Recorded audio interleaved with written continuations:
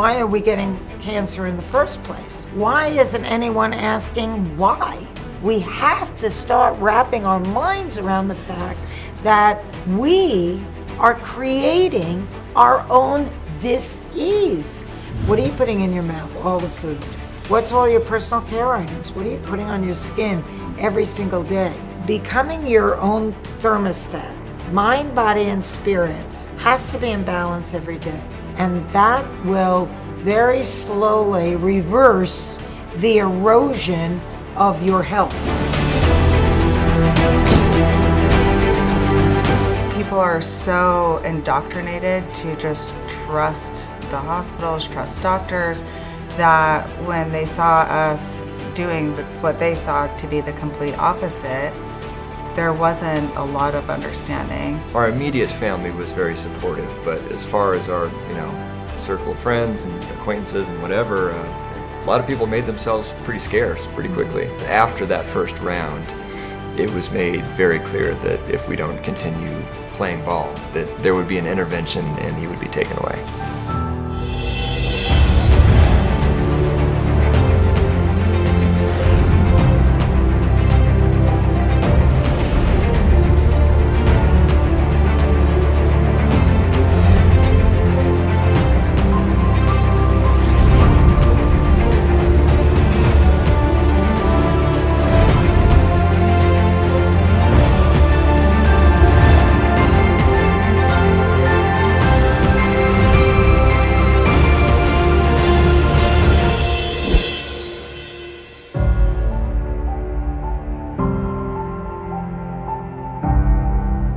Welcome to episode 2 of The Answer to Cancer. And before we dive in, I want to remind you that we're early on in our limited time free viewing period, and I want to encourage you to share this with other people. There's still time for them to get in and see what it is that we have to offer. We span the globe getting the very best information, and it's diverse information from a variety of experts and people in the world who have something important to say on this subject. Sharing it is easy. Just let people know to go to the page where they can put in their name and email, sign up for this docuseries, and watch everything that you're going to be seeing also. And I know there's a lot of information here. This is a 9-part docuseries. We're just in episode 2 now, but also you can own it. So if you want to support our mission and help us continue in this work so that we can spread it far and wide, by owning the Answer to Cancer docuseries, you help us in that mission. Now, episode 2 is packed full of phenomenal information, things that you'll want to know about. So rather than waste any more time, let's just jump right into it.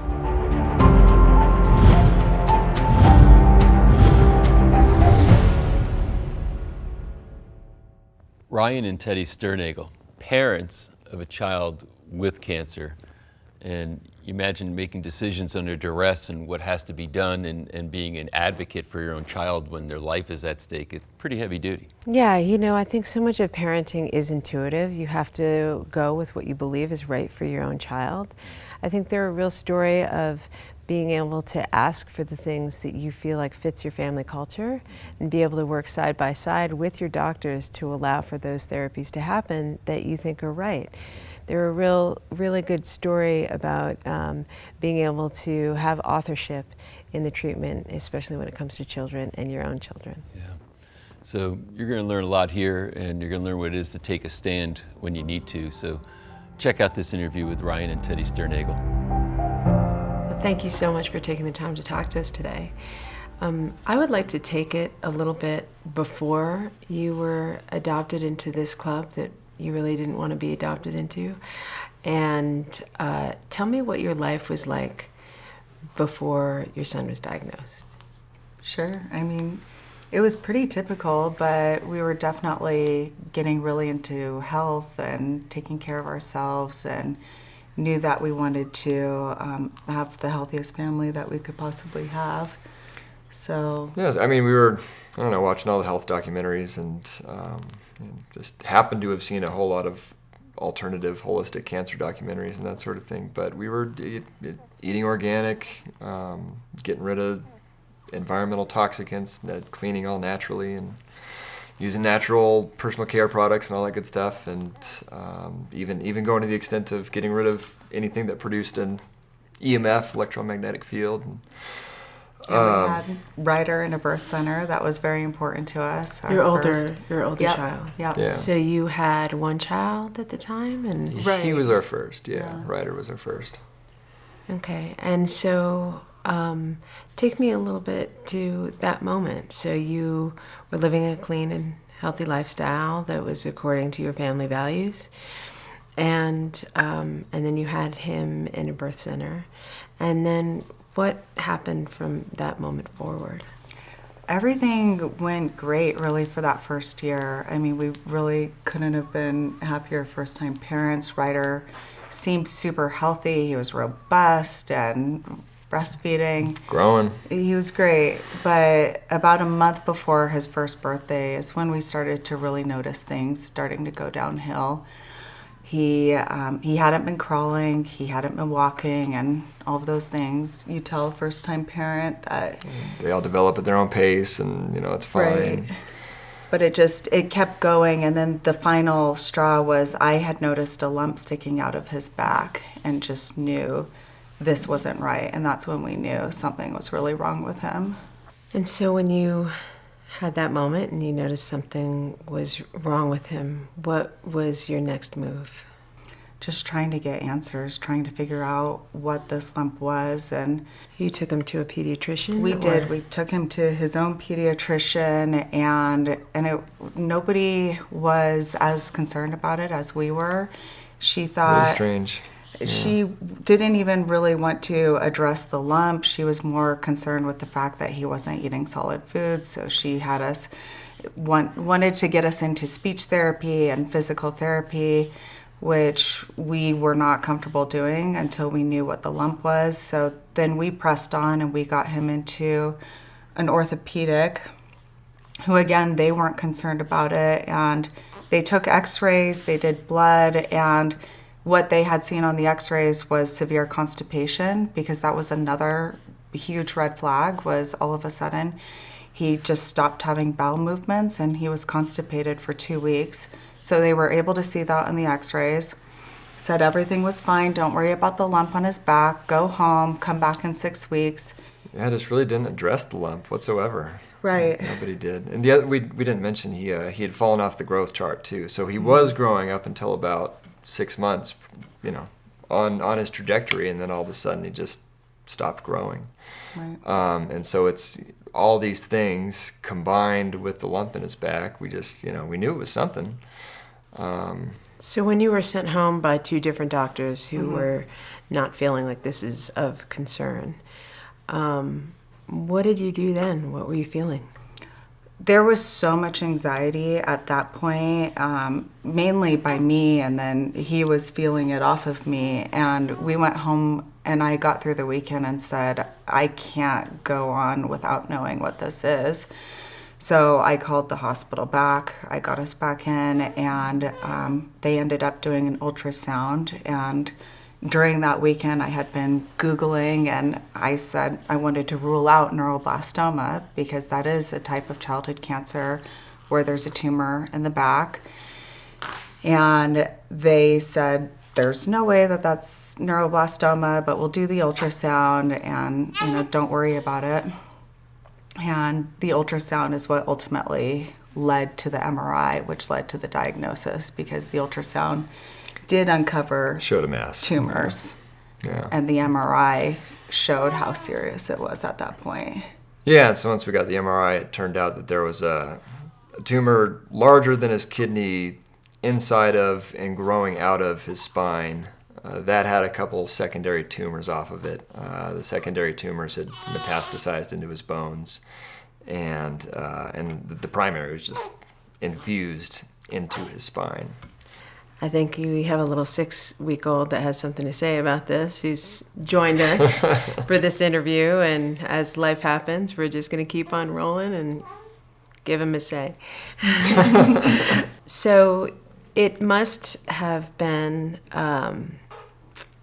a combination of factors to understand that you were finally getting addressed and that you got a diagnosis, and yet this was also something that you were trying to address previous to that moment and being dismissed. What did you do with that feeling? It was weird. Just, like we said, we had been doing everything we could to live the healthiest life we could, and just thinking we had been doing everything right, and we were doing everything right. But then just getting hit with that knowledge that all the while that we thought we were doing everything right, there was this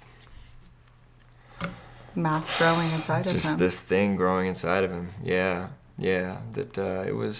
it was tough to reconcile. It really was. Yeah. And at that moment of this diagnosis, and you had obviously already been familiar with what that disease implied because of your own personal research. What support were you given at that moment of diagnosis? That was the frustrating part for us, because it had taken weeks to get this diagnosis, and it was all really driven by us and just being told not to worry about him.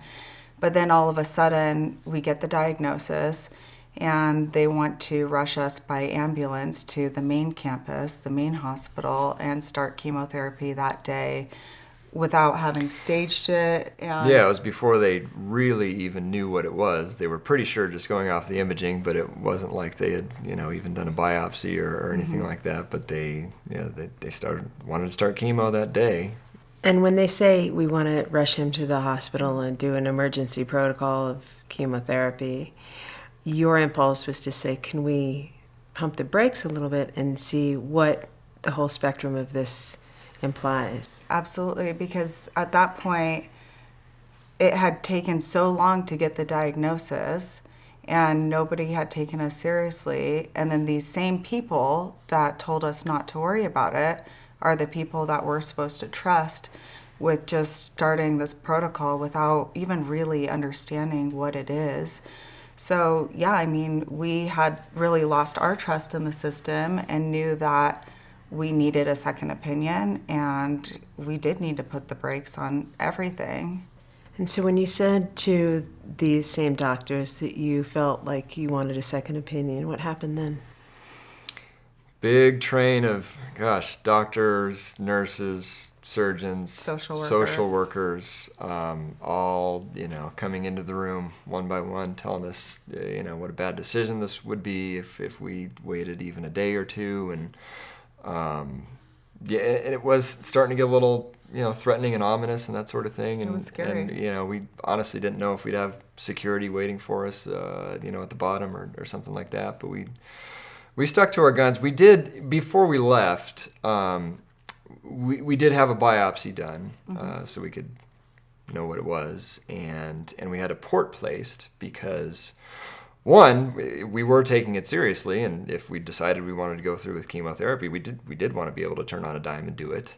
And but then also we were, like I said, we had been already seen all the alternative cancer documentaries and that sort of thing, and so we were already planning on where we were going to go try to get him into IV vitamin C or even look into IPT, the low dose chemo, that sort of thing. And so we thought the port could be actually a Hickman line that we started with, but we thought that could be an asset on the alternative side as well. So we did get those, and then we did leave the hospital to go seek other counsel. Yeah. But to be clear, when you were there, all you were asking for was a second opinion initially. You weren't saying we're adamantly against chemotherapy. You just wanted a second opinion. Right. And that's when they came back to you and said that you shouldn't wait a day.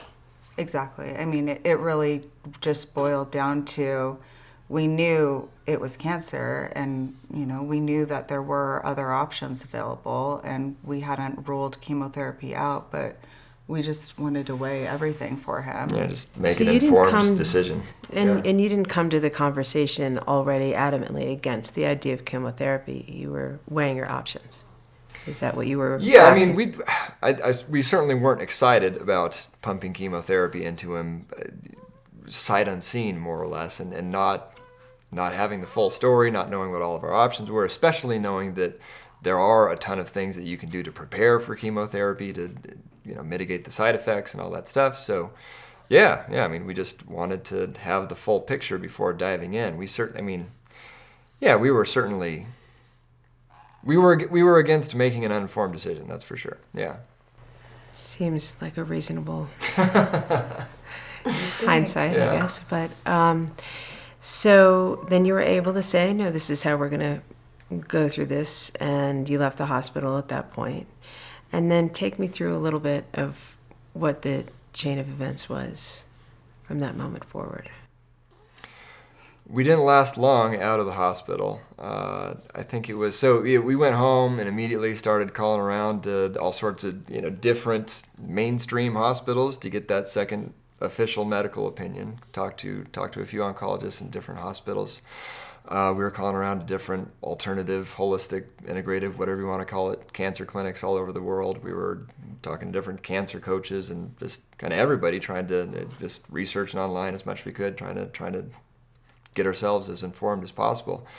And it wasn't that night, but it was the night after Teddy woke up to the feeling of intense heat coming from Ryder, because he was sleeping with us, and we didn't know what was going on, but he was getting hotter and hotter and hotter, and then he started throwing up all over the place and diarrhea, and yeah, the very same hospital that we had just taken so much fortitude to get out of, it was 90 miles an hour on the freeway in the middle of the night back to that hospital, because again, we didn't know what was going on outside of our son had just been diagnosed with cancer, and now he's got this crazy fever and is all pale, and it looks like he might go any minute.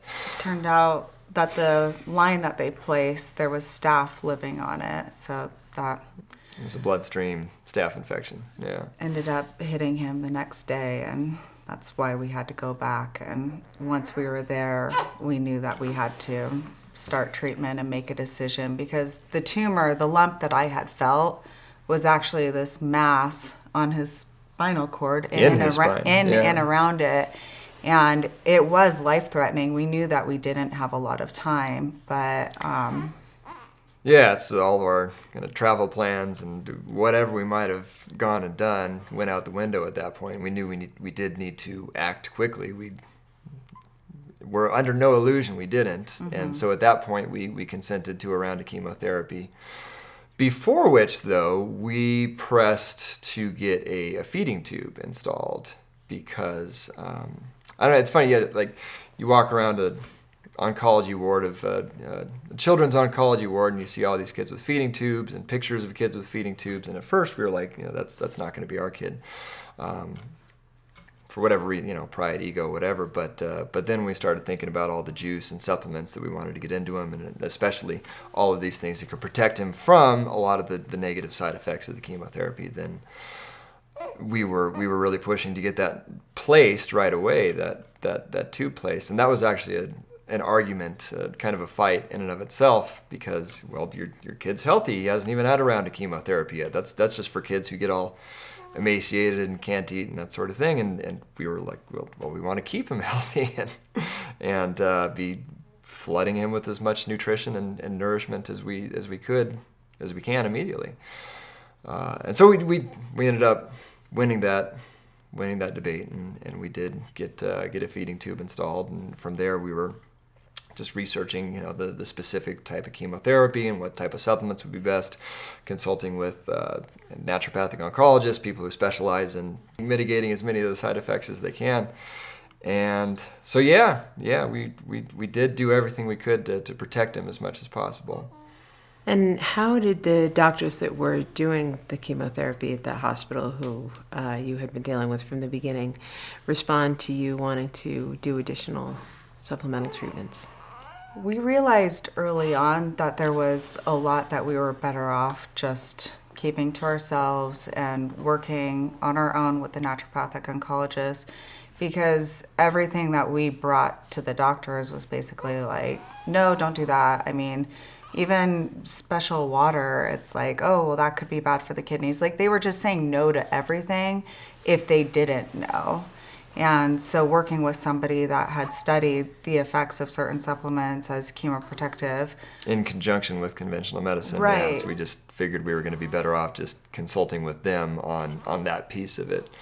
And they obviously, we pressed to get the feeding tube installed, so it wasn't like, they didn't know we were doing anything, but I think it was, we told them about just the general nutrition. The juicing, we had a juicer in the hospital room. The so hospital room they was saw that, a full-blown operation in there. We had, because when we realized we were going to be in there for a while, we had a water filter, a little rice cooker deal. We weren't eating the hospital food so or that anything, we could steam all of our vegetables. Steaming all of our vegetables, and then for him, we had a juicer in there. We had a what do you call it? A cooler, like full of all this produce, and we were the hospitals. Our little hospital room sink was like the little juicing station, and he was just one. So I mean, all he had really was breast milk and like very minimal food at that point. So the feeding tube, I mean, he was still breastfeeding, but he was getting all of this extra nutrition through the feeding tube. That was the only way that we could have gotten it into this little 1-year-old. He hadn't eaten anything outside of breast milk, and all of a sudden he's getting all this juice and supplements and that sort of thing. And then he'd never had so much as a baby aspirin, and then he's getting chemotherapy. So it was quite the sudden transition. Yeah. And you were doing these supplements that were on the advice of this integrative oncologist. Naturopathic oncologist. Yeah, naturopathic oncologist. Is a naturopathic doctor who specializes in cancer, and they work with primarily folks that are going through conventional treatment. And where were you? What state were you doing the conventional treatment? We were in Washington State at the time. Mm-hmm. So, take me a little bit through phase 2 of what your son had to go through and what you went through as a family. He starts going through chemotherapy, right, and you're doing the supplements. We had that first round, and meanwhile, we kept telling ourselves, okay, we're doing this conventional treatment. We don't have a choice here, but maybe we have a choice in how much he gets. I mean, his protocol is for 8 rounds. What if we can reduce that? What are the markers that we need? How much reduction do we need in the tumors? So we did talk with his team at that point and said, and asked, what reduction do we need to just stop treatment here? And the answers there did keep changing. First it was 50%, then it was 70%. But I mean, by the second round, and we pushed for an extra MRI just to see where he was at, he had already shrunk by over 70%. So, I mean, by what which we were told understood, that would be enough to back off treatment and see if that was enough and that sort of thing. Right. And we should admit, I mean, it was made clear to us in the meantime that if we were to just straight up, not want treatment, that wasn't really an option. Right. We got past the second round, and all of a sudden, no, it is going to be 4 rounds, and so we got to the 4th round, and then we, we're asking, okay, we're done now, right? And then all of a sudden, it changed to 8 rounds. It became clear that for whatever reason, they weren't really wanting to give us the full picture, and that there was just stuff that we weren't being told until we absolutely needed to be told, and that sort of thing. And also just really not treating Ryder as an individual. I mean, that was, for us, that was the biggest thing. It was, if these are your markers for what we need for a reduction to stop treatment, let's look at him, not the group here of what the whole protocol was. So, I mean, it was at that point that we decided to move states to work with a different hospital. So at that point, did they give you a sense of what the implications were of this kind of chemotherapy on a young child? Did you understand the side effects, or? Oh yeah, we had to sign release forms that said, 80 to 100% chance of him not being able to have children. Infertility. Yeah. Secondary cancers. We had to go through those forms, and basically they want you to just acknowledge that these are the risk factors. And the numbers are pretty, it is It depends on which study you're looking at and that sort of thing, but it's up to as high as 90% of children that receive chemotherapy as children will go on to experience secondary chronic illnesses, the majority of those being life-threatening, secondary cancers and that sort of thing down the road. So when you were asking to have the protocol cut in half, did you say, well, these are the documents you gave us implying the implications?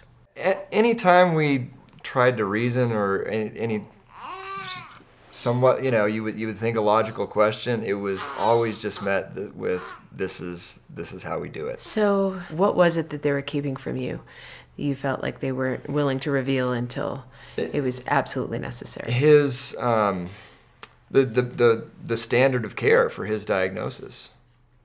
I mean, when we got to Utah, they showed us all of his papers, and from the beginning, the standard of care for that particular diagnosis was a minimum of 8 rounds of chemotherapy. That was just what it was. And so on the internal side, they all knew that they were planning on giving him 8 rounds of chemotherapy, but that was not told to us until we got to the 4 rounds that they said, or the number that they had initially given us. Yeah. And it wasn't just the 8 rounds, it was the potential for surgery and then radiation afterwards too. Yeah, and when we got to the 4 rounds, then all of a sudden radiation started coming up, and that was a new thing to us as well. So tell me how the treatment changed when you decided to leave Washington State and come to Utah. For us, from the beginning, we wanted him just looked at as an individual. And so coming to Utah and working with a different team, our hope was that we could take each round, do a scan, see where he was at, and then make an informed decision if we were at a place where everyone, including his conventional oncology team, felt comfortable stopping. So when we moved here, we did another round immediately because we moved between rounds 3 and 4. And as soon as we did that round, we waited about a week or 2, whatever it was to whenever get it that was scan. due to get the MRI after that. Yeah. And we saw that he had at this point a 90% reduction, and The secondary tumors were gone. the metastasis to his bones were gone. that was Yeah. gone. And we still had the primary tumor in his spine, but it was a 90% reduction. And it was so large to begin with that it was never going to just go away. A lot of that could have been scar tissue, so we didn't know how much of it was really even active cancer. And we had done MIBG scans, so we could see a little bit into that tumor.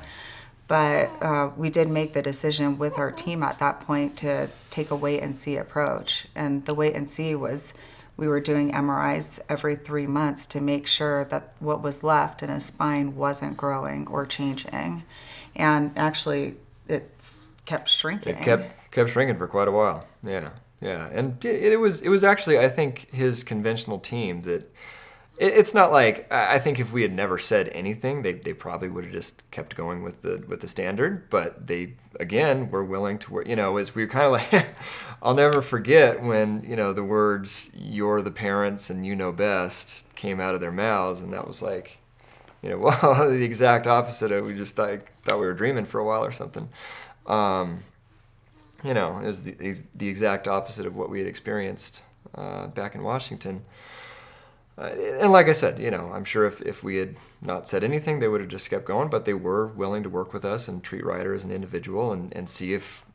They knew we were into all the natural stuff, but I don't know how much credence they really give to it, but at least they were willing to see if maybe 4 rounds of chemo was enough for Ryder, which was all we were asking for.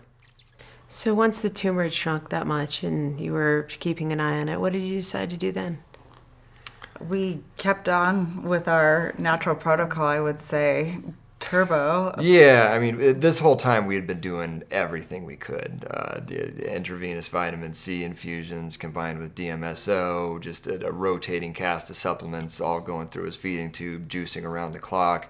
We'd got an infrared sauna. He was, probably the youngest kid you'll ever see in an infrared sauna. And we kept the feeding tube too. Yeah, he was off treatment, we still kept it for a whole year. A year, after yeah. that. He had the feeding tube in and just walking around with that thing, but yeah. Did you have anybody else that you could talk to that had made this similar choice to do all these supplements, or? Yeah, I mean, there was a couple people online that, had been taking an integrative approach for their kid at that time. A couple. That one article from like 20 Yeah, years ago. yeah. That was super inspiring to us. That was big. It was the same kind of cancer, but it was actually more aggressive. So it was a more aggressive form of neuroblastoma. And this woman, Leanne Woodland, her son was sent home to die. I mean, they had given him all the treatment and said, there's nothing left that we can do.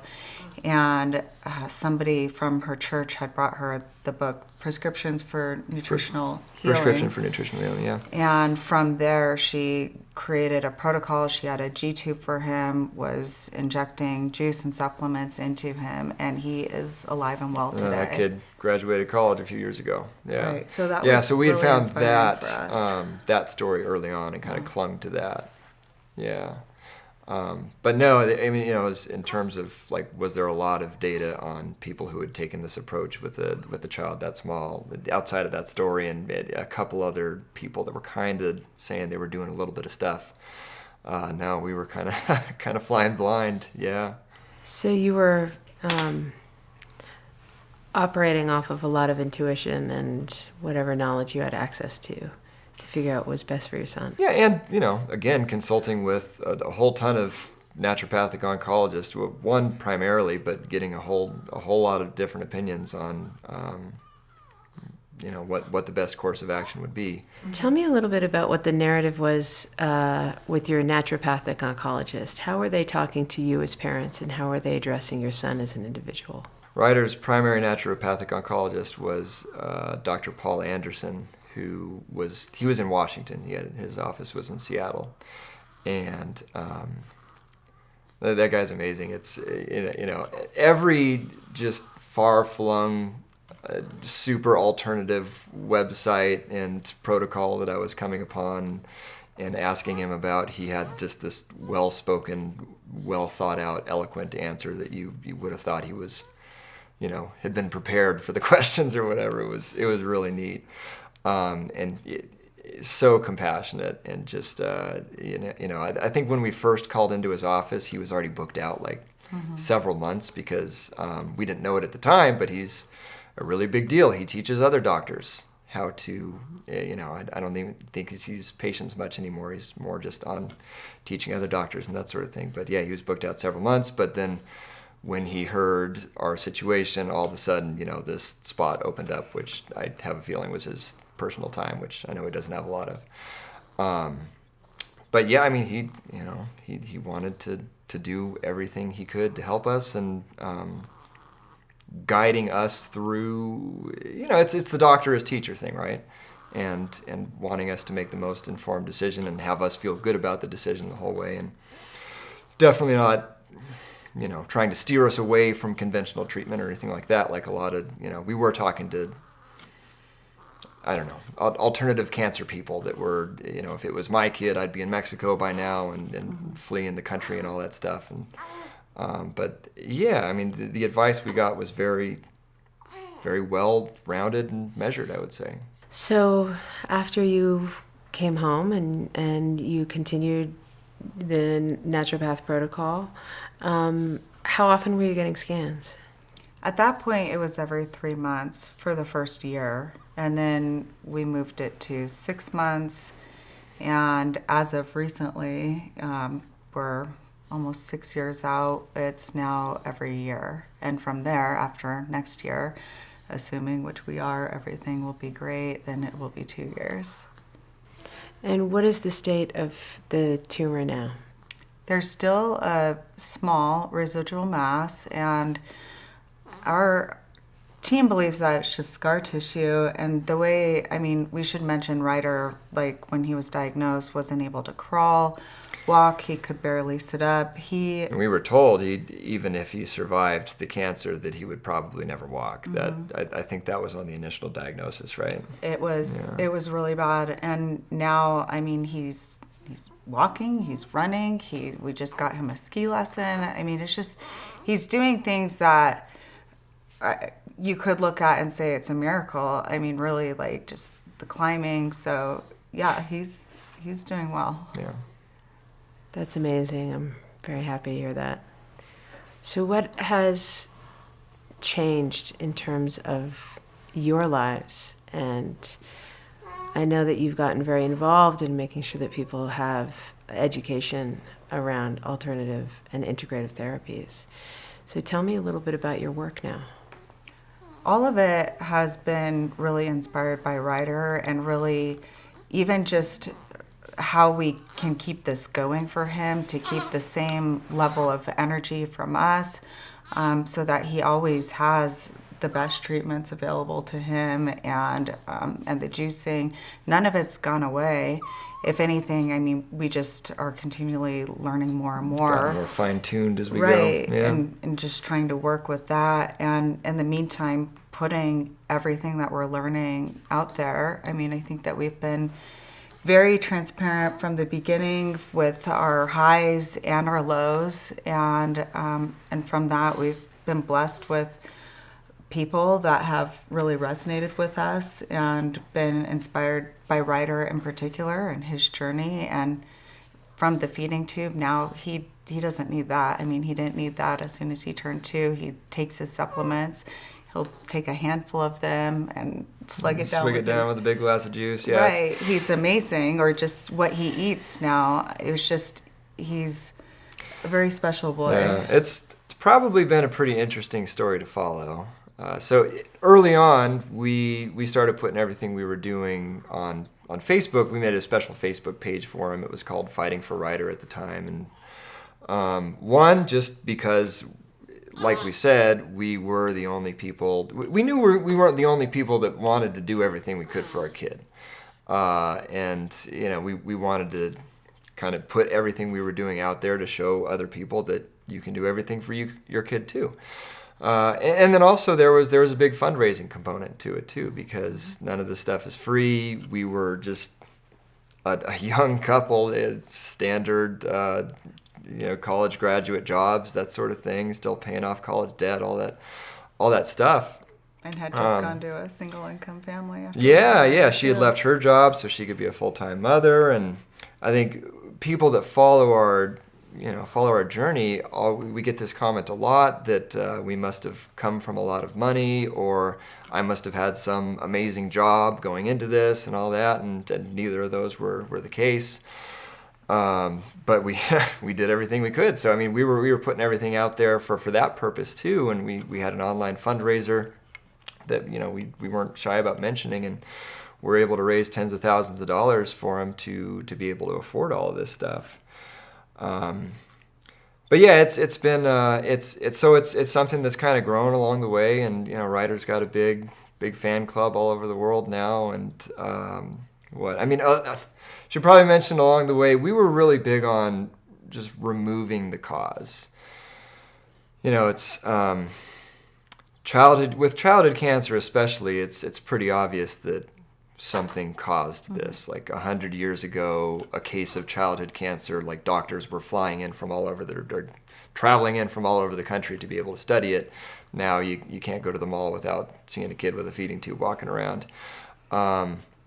So it's, something is causing this, and then again, back to all those health documentaries, you watch the movie on chemicals, and the chart of the chemical usage in America is coming up right along with the cancer rates and that sort of thing. But then you can watch the same movie about electromagnetic fields or farming practices or whatever. And so without knowing exactly what caused it, we just wanted to be sure we were away from anything that could have caused it or could be contributing to him not getting as well as he could.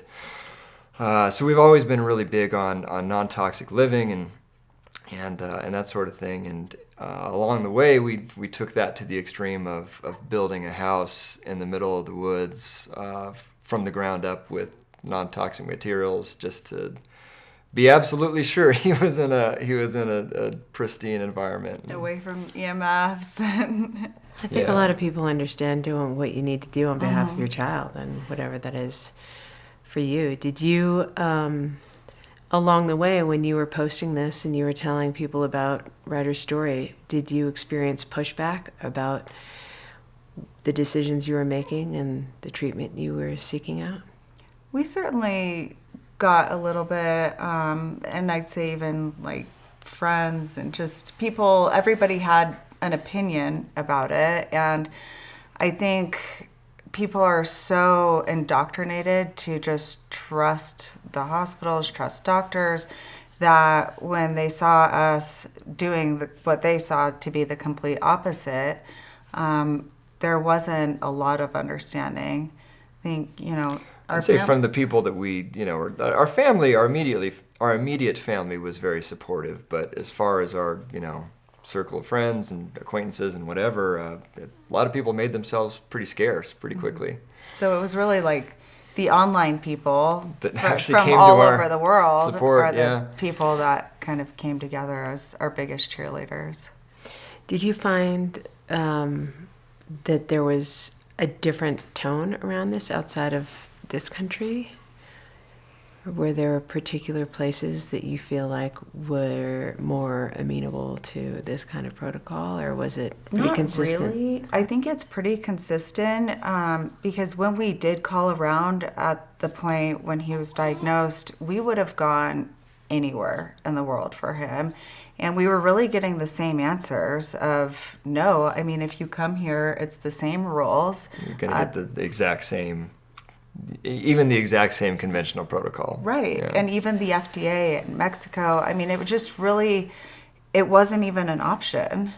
So tell me a little bit about if there is a discrepancy between, or the difference between rules and protocol. If you had elected not to do any of the chemotherapy, what would the consequences have been? That's called medical neglect. Your child will be taken from you and they will go through the entire protocol. Only as a parent, you won't have any ability to help support them, even on an emotional level, because I can't even won't be imagine around, yeah. how emotionally traumatizing it would have been for us not to be with Ryder 24/7. And you were aware of that from the beginning, that was the implication? We were made aware of it. Yeah, it was, like I said, it wasn't immediate. Like when we went home, they didn't really come out and say it then, but after that first round, it was made very clear that if we don't continue playing ball, whatever you want to call it, that there would be an intervention and he would be taken away. Yeah. Is that consistent with today's protocol and the laws around that? It is, and I mean, for us, we were fortunate with his particular kind of cancer that we were able to find a team that, was able to look at him individually. But I know that there's other types of cancers that they wouldn't even entertain that for a second. Yeah, that same team may have not been so amenable if it was Leukemia. Yeah, leukemia or just one of the other childhood cancers. So yeah, it's scary, and just just that feeling of wanting to do everything you can for your child, but then all these outside forces kind of closing in on you almost. And for us, it wasn't that we wanted to not do treatment. We wanted to have the treatment work and then be able to make an informed decision to stop. I wouldn't say for everybody it's just this one size fits all. If your child is diagnosed with cancer, don't do exactly what we did. That's the whole point, is that they should just be evaluated as an individual. Individuals, yeah. So what you're advocating for today is that parents should have authorship in the care of their child. We're advocating for that, and also that there's an integrative approach.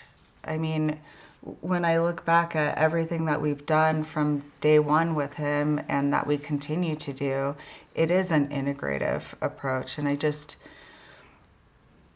don't think that the world should be so polarized. Yeah. Yes, why would you leave anything on the table?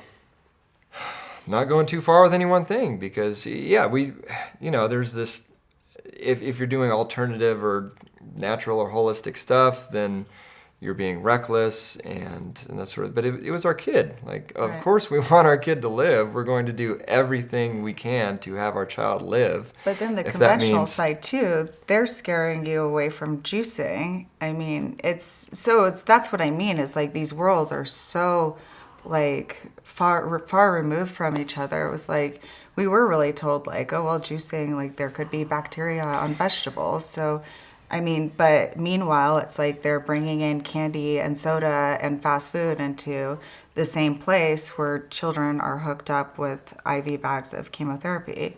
So Yeah. It was, we had the conventional side telling us that we were crazy for entertaining any of the natural support, and then we did have people on the natural side telling us that we were poisoning our child and that sort of thing from the chemotherapy. You're getting it from both sides. Yeah. right. But we just kept pressing on, and at the end of the day, yeah, I mean, parents, you know your kid best, and they should have the final say in what's the treatment plan of their child. So let's talk for a second about the economics of all of this. Did you have health insurance at the time that he was diagnosed? Mm-hmm. Yeah. And if you compared what you ended up having to pay out of pocket for an alternative therapy, if you don't mind my asking, what was the price tag for that? We raised and spent tens of thousands of dollars. Went tens of thousands of dollars into debt. 100. Yeah.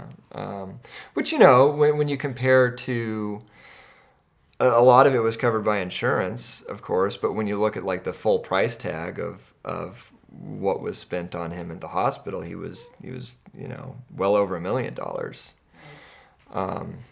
So by comparison, the natural stuff is pretty cheap, but.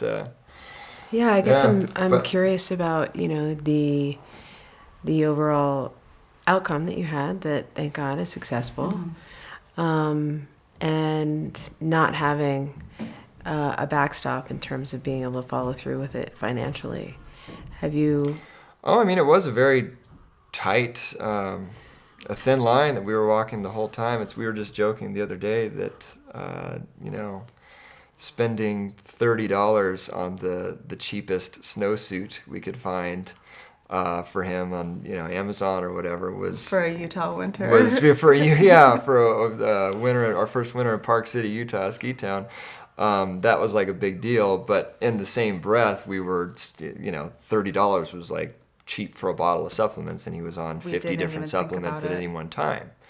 Not to mention the $150 a pop you pay for a IV infusion of some kind. So Multiple it times a is, week. yeah, it is just it was a complete reprioritization of priorities financially, for sure. I was an outside sales guy, and so you need to look as good as you can for going on appointments and whatnot, but I was shopping at thrift stores for my fancy sales clothes, you know what I mean? And just we were doing what we had to do to make it work, and it did work. Yeah.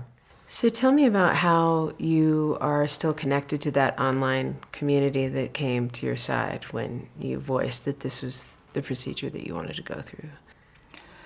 I mean, it's just grown over the past 6 years. And 2 years ago, Ryan was talking about the house that we built. We were able to put together a summit with Robin Openshaw, who's the Green Smoothie Girl. She's also in Utah. We partnered with her and had 100,000 people sign up for this amazing summit with experts talking about all aspects of basically building a non-toxic... Well, it wasn't building a non-toxic. Not building, but Living a creating a non-toxic. non-toxic living environment that was inspired from the house that we built. And then a year ago, on our own, we put together the Anti-Cancer Revolution, which we really took an integrative approach, different speakers, experts talking about all aspects of cancer, from like detox to mitigating chemotherapy side effects, anti-cancer protocols, and again, that one reached 100,000 people too. So really, our audience has just grown, and we've been able to see that there is just such a need for this information. Like, people want this. Should mention along the way, so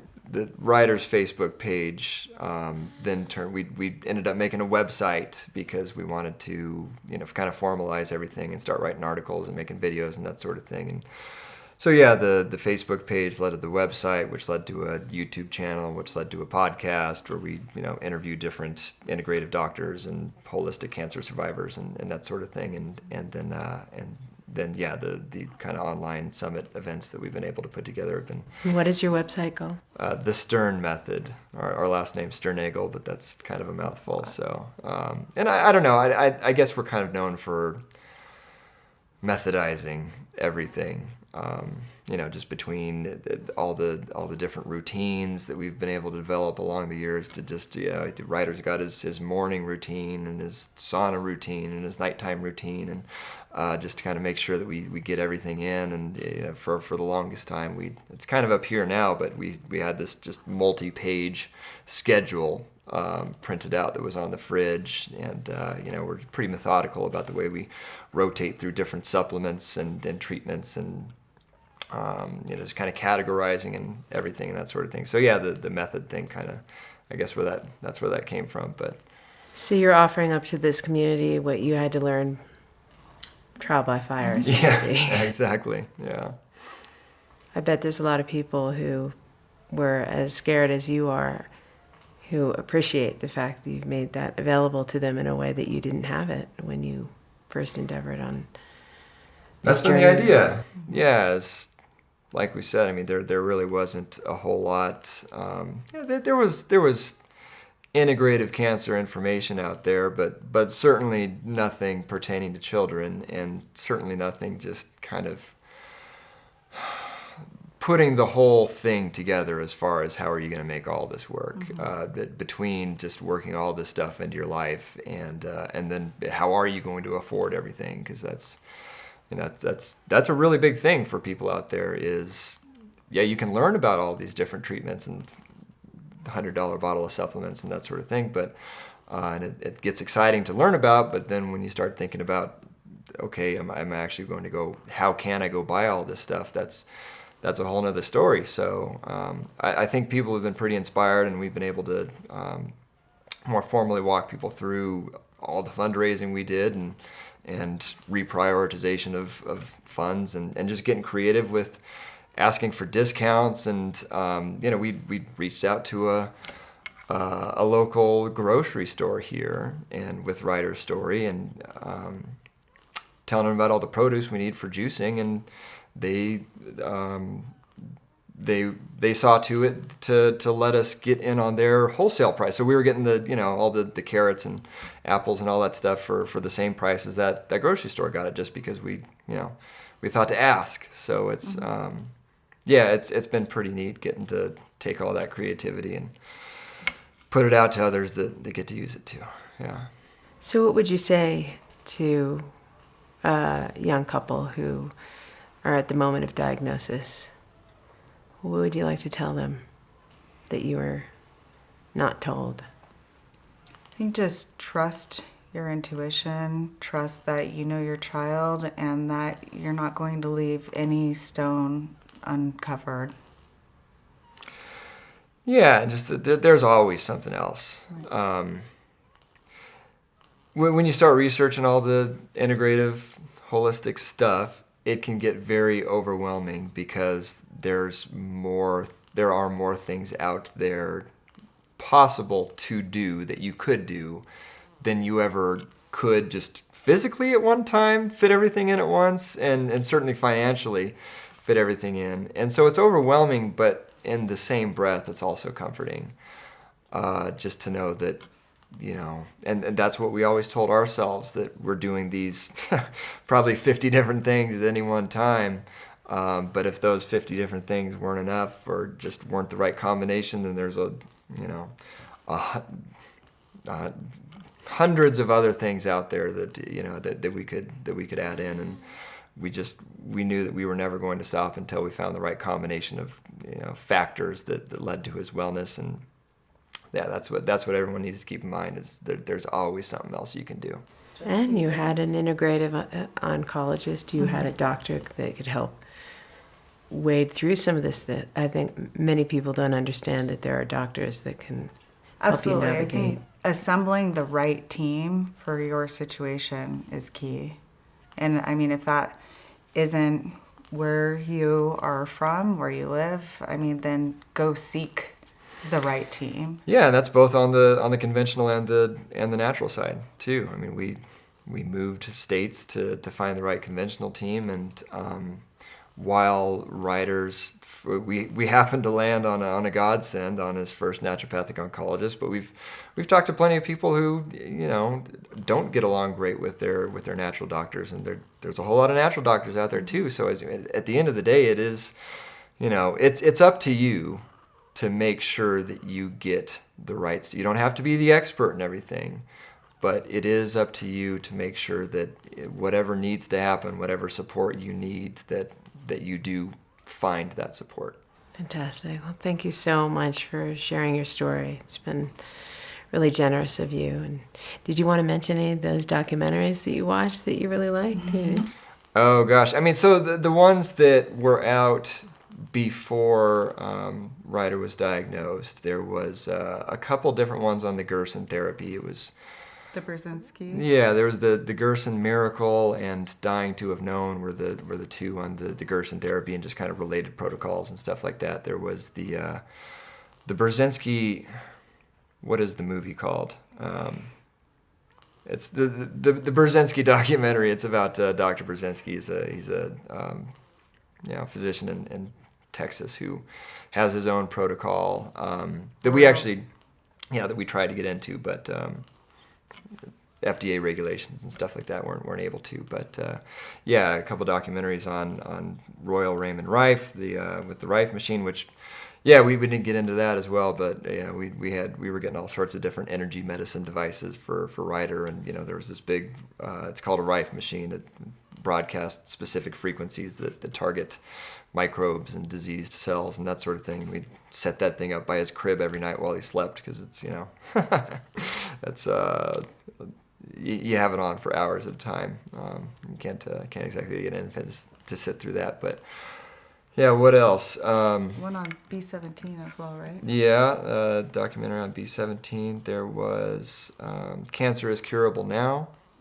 which was kind of a compilation of different alternative therapies, and then I would say about, I think it was like maybe 10 days after diagnosis was the first. It was called The Quest for the Cures back then. Everyone knows it as The Truth About Cancer now, but the first iteration of that was called The Quest for the Cures, and that came out right after he was diagnosed, and that was really cool, because it was.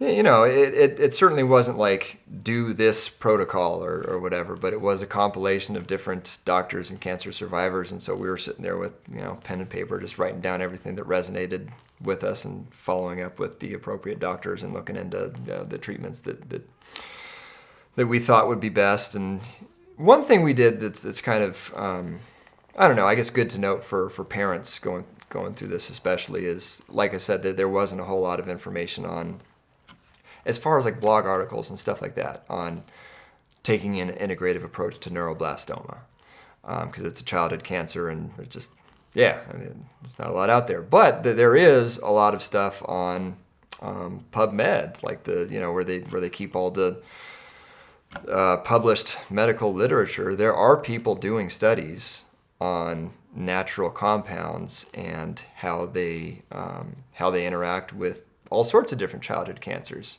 So I mean, the same, you hear about a vitamin C study for breast cancer or whatever, but you can hop onto PubMed or some of the different journal databases and find those same studies on these childhood cancers too. So that was, in addition to Leanne Woodland's story, That was also very comforting when we started getting onto the actual published medical literature and finding that it's not just,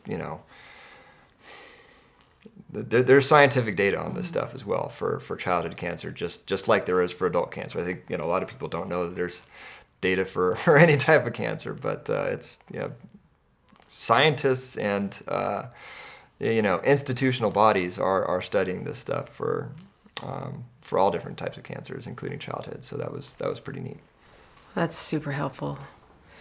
Again, thank you so much for talking to us today, and good luck with the little one. My best to your family. Thank you. Thank you so much for having us. Thank you. Well, sometimes parents can and need to be heroes. Yes, these parents were heroes on behalf of their child. Sometimes in the process of treatment, you have to just stop and say, is this right for my child? I think we can have them as inspiration, that if you're feeling like that's something you need to do, take a moment, assess, is this the right step? That we're all entitled. Yeah, so really glad that we could bring this interview to life. Loving Someone with Cancer by Jeff Hayes. My mom died when I was 11 from breast cancer. I loved her as much as you love your mom. I had no choice. I was already in. I loved her. Then I lost a son to cancer when he was 12, 23 years ago. Here I had a choice, sort of. He is my adopted son. I chose to love him. I thought I could hold back, protect myself. I couldn't. When he died, I was gone for a year. I checked out. I was in my late 30s, and I dropped out of the world and went to college and raised my other kids. I was a mess. I was damaged by both events. Deep, permanent damage, I thought. So then last year, my best friend for 22 years, Dory, gets diagnosed with stage 4 ovarian cancer. A 15% survival rate. Bleak. I have always loved Dory, but I didn't love her. Same for her. And then this year it started to change. First for me, then for her. Then it grew bigger and bigger. Oh no, not this. I realized I was in over my head. What if she dies? I decided as a kid that everyone I love dies. What if she dies, the love of my life? I can't do it again. I can't lose that big again. Yes, I could. The calm voice of my therapist, Jeff, every day of pure love is worthwhile. Then I watched as my love began to help heal her. I watched her resolve to live for love. My whole life prepared me for this. One day at a time, we will string together 30 years of love. If she ever got sick again, how many bad days would I want her to have had because of me? None. I want to give her joy every day. It's my job, joy every day. It's true, everyone I love dies. But now as an adult, I know that everyone I don't love also dies. We're all terminal. None of our spouses will remain here. So we get to choose to live in joy and celebrate every day of love. What if she dies? She will. What if I die? I will. Every day of pure love is worth it, and pure joy.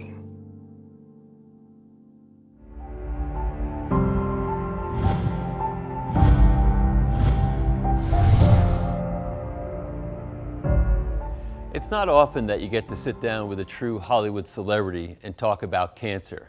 Fran Drescher sat with us to have a conversation that I believe is powerful, poignant, and transformational, and it will be for you. This is somebody who's had a cancer journey that not only did she figure things out for herself, but she's made it her mission, her purpose, to go out and share this information with the world. She started the nonprofit Cancer Schmancer, and I have to tell you that the work she's doing is something that is extraordinary and impacting lives every single day. This is a riveting interview that goes to places that you're not going to suspect, and the power and impact of it is spectacular. So really excited to share this with you right now. Friend, this is a great honor. Thanks for taking the time to sit with us. Oh, my pleasure. I really am honored, and I admire what you do, always. Thank you so much. So everybody knows you publicly as far as from your career, your acting career, etc. But you have this activism and this movement that you've created within the cancer community. So maybe we can go back and kind of talk about how did you get here? Why are you doing this? I'm a cancer survivor. It took me 2 years and 8 doctors to get a proper diagnosis with uterine cancer. I always say I got in the stirrups more times than Django.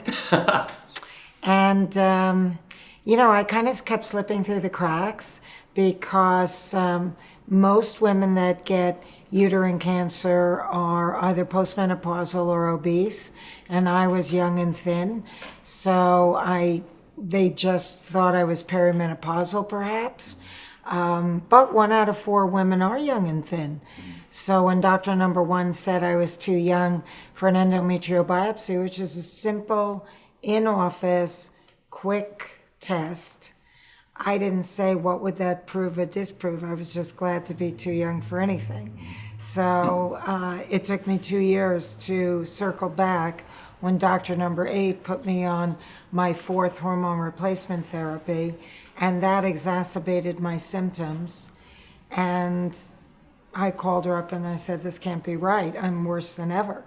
And she said, well, let's stop it. It's probably just the wrong combination of hormones, but just to be on the safe side, why don't we do an endometrial biopsy? And while she was doing the biopsy, she was telling me that I had like 5 minutes of fertility left, and if I wanted to ever have a biological child, I should freeze an embryo. And then 3 days later, she called to say, I'm very surprised you have adenocarcinoma. And I said, what's that? And she said, uterine cancer. And in that moment, life forever changed. How long ago was that? That, I will be 20 years well. Wow. So in June. So, yep, 20 years ago. And it's amazing because it significantly shifted the course of my life. And that's my question, because of course I'm going to be interested and we'll talk about what did you do. But at the same time, who did you feel like you needed to be in that moment? You get this diagnosis. It's a shock, obviously. What happened? Well, I was a person that lived the better part of my life being needless and taking care of other people and putting other people's needs above my own. And about 10 years prior to getting diagnosed with cancer, I became a victim of a violent crime. I was raped at gunpoint by a man I didn't know who was on parole. Wow. In my own home. And I felt like I needed to just carry on, not really fully experience my pain.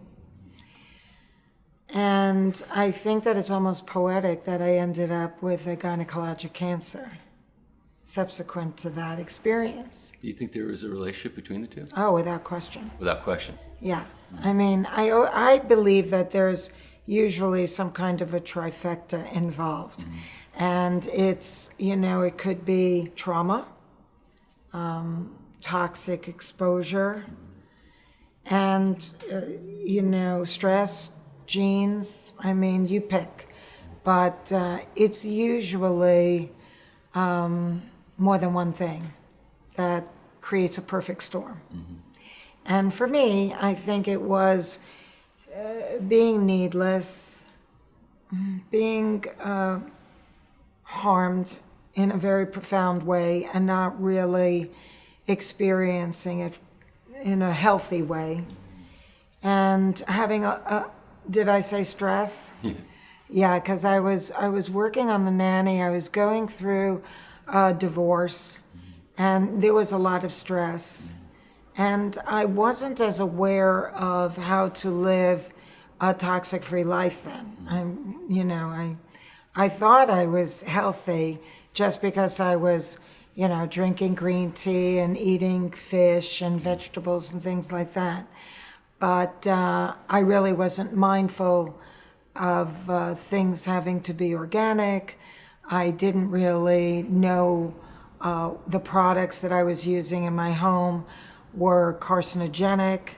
And, I mean, it's just the list went on and on. So in that moment, I had promised myself if ever anything bad happened to me after the rape, I was going to have the courage to pick up the phone and call my parents and tell them. Mm-hmm. But because I was so burdened with not being a burden, I asked my sister to tell them when I was raped. I just couldn't bear to be the one to be the burden. And I had gotten that messaging, I kind of decided that for myself at a very young age, which is why it really makes no sense. But when I was a kid, my sister was sickly, and I saw how my parents suffered with worry, and I decided that I was going to be the needless kid. I was going to just help be independent. And I remember I kind of forged my working papers and started working at 13 one summer. Even though I really wasn't old enough to work, I did because I didn't want to ask them for money. And that sent me off on a path. So after the, we euphemistically call it the break-in, I couldn't call my parents. Then I got the call that I had cancer, and I promised myself that, and I called my parents. And my mom picked up the phone. And, I was very surprised that she was as strong as she was. Because in my head, I didn't see her as a strong person. I saw her as a fragile person and a nervous person. And that was my perception of her when I witnessed her being so upset over my sister's, undiagnosed illness. That was the beginning of me using the cancer to give me license to make it about me. I had to get freaking cancer to feel, okay, I have to make this about me. I cannot do this on my own. I somehow managed to do it with the rape. I can't do it with this. I can't. And I really kind of thought maybe this is going to be it, because I knew I had symptoms for 2 years. And, the doctors were telling me I was essentially fine. Most people will not go for a second opinion, let alone 6, 7, and 8. But maybe that's where being a little bit of a control freak, being an executive producer on a successful TV show, I am in charge. And so I wasn't feeling like I was being properly diagnosed. And so I kept trying to find somebody else that could maybe shed some light on my condition. And I felt my symptoms worsening. So my mom was strong. I don't know what she did when I hung up the phone, but my lifetime of fears were allayed, which is usually the way it happens, which is why they say there's nothing to fear but fear itself. Yeah. Because, if you just face it, if you just plow through it to get to the other side, it takes the curse off it. If you talk about it, it takes the curse off it. If you carry the weight of your burden yourself, if you keep it all bottled up inside, if you, present yourself with a false self or mask, that will be your ruin much faster than just showing your soft underbelly, saying, I'm sick, I cannot do this, I need your help, I need you to freaking carry me. You said that you had a sense that when you were being misdiagnosed, you did have a deeper sense that something's not right. So was it a sense of dread, or was it just a sense like, I don't think these people are interpreting me correctly? What was that like? Well, it went through different evolutions. At first, I thought, it's not cancer. Nobody's had cancer in my family. But what is it? And I didn't really think that the HRTs they were putting me on, I went on 4 different ones, were helping me. And I did feel my symptoms exacerbating. So it was giving me concern. I didn't know that it was going to end up being cancer. But then when they said it was cancer, then I started to think, oh my God, I'm a victim of a system that really screwed me over, and I may die. Because I don't know how advanced it is, but I know I've had this a while. And you had the resources to really have the best of care. It wasn't like, you were marginalized in the system. I mean, you could really get access to the best care available. That's correct. And, but in the current climate, even the best care available, doctors are bludgeoned by big business, health insurance companies to go the least expensive route of diagnostic testing. So most of them subscribe to the philosophy, if you hear hooves galloping, don't look for zebra, it's probably a horse. But if you happen to be a zebra, you're going to slip through the cracks. And some of the tests that are available, but not necessarily insurable, may not even be on the menu at your doctor's office. You won't even know what to ask for unless you really try and do your own research. And look, doctors are only human. They've got their own problems. They're very busy people. And, when the doctor calls and tells you have cancer, at the end of the day, he goes home and eats dinner with his family. You go home and eat your heart out with yours. So it's your life. Once I was diagnosed, the first thing was to allow myself to make it about me. And that wasn't an easy thing. I mean, it was a new experience for me. Very challenging, as a matter of fact, but definitely a silver lining and something you get better at with time and exposure. So I'm grateful for the experience because I am a more well-rounded individual today because I can express myself. I can put myself into the equation. I can actually make myself first in my own life. And that has been very liberating. I, was just beginning to connect with the ties that bound me and making promises to myself. After the rape, it had been years that I was not a smoker. That night, I picked up, I remember I was at my friend's and I had a joint in one hand and a cigarette in the other. And then I had to quit all over again.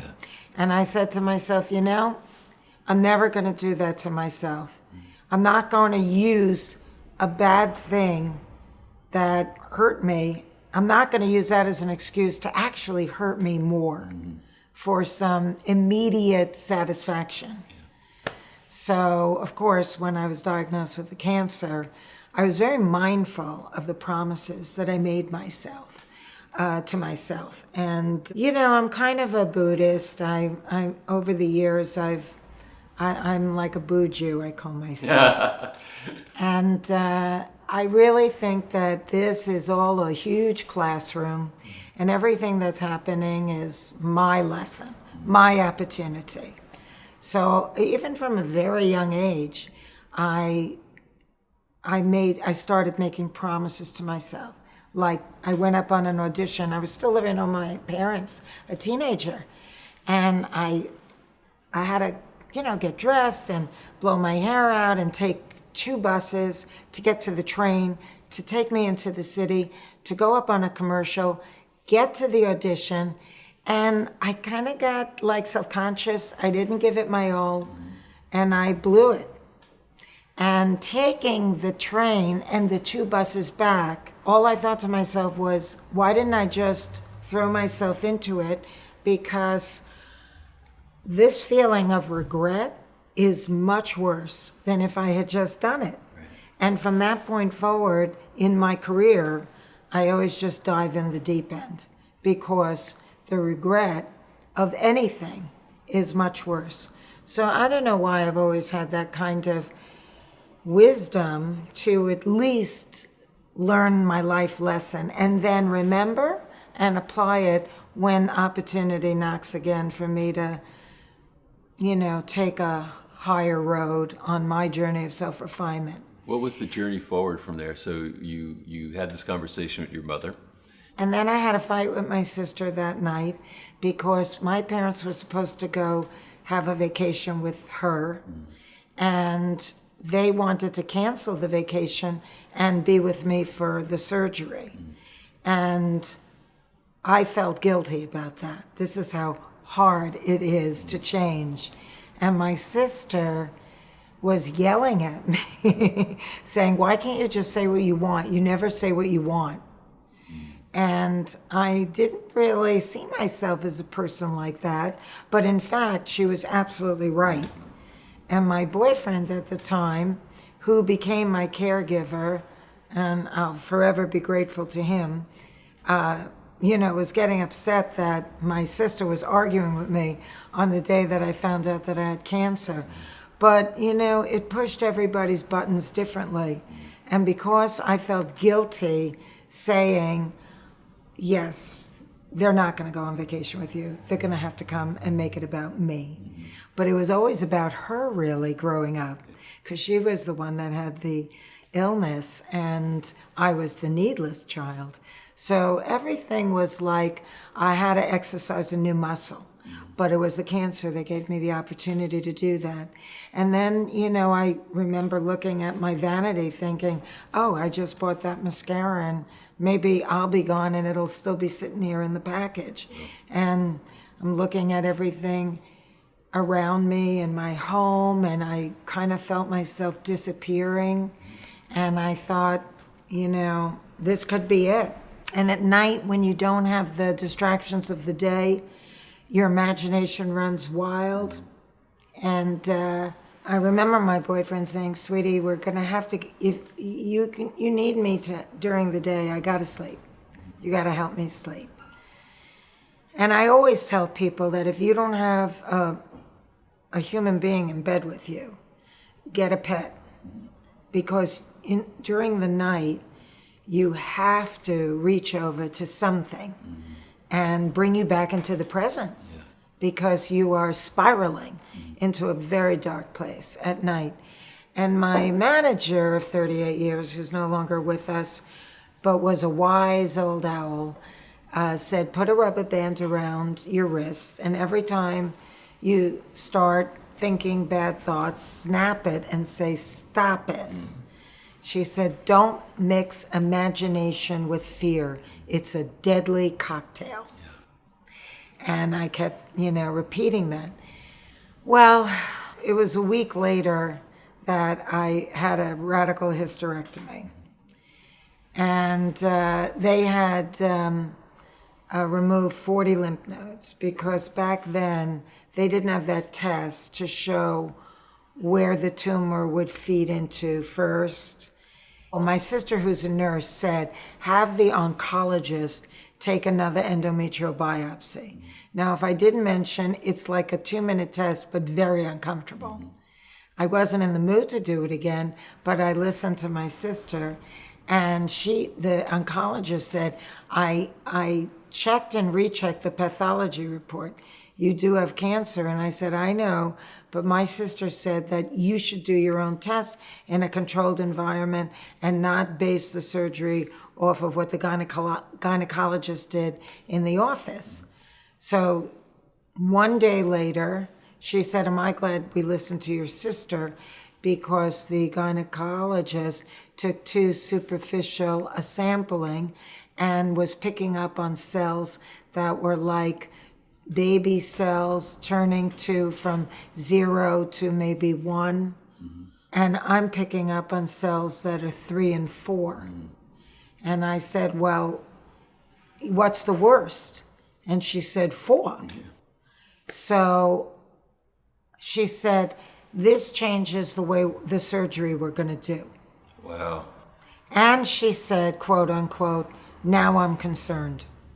So she was very aggressive with the surgery. because she knew I had had symptoms for 2 years. And I think she was expecting a much worst case scenario, a metastasized cancer. But because I had a slow growing cancer, and by the grace of God, I was still in stage 1, which means it did not even penetrate the endometrial wall, just sitting there, you know, getting bigger within itself, but just sitting there. And still, you don't know that until you get the pathology report. So she took 40 lymph nodes, she did a full cavity wash, she took all the plumbing out.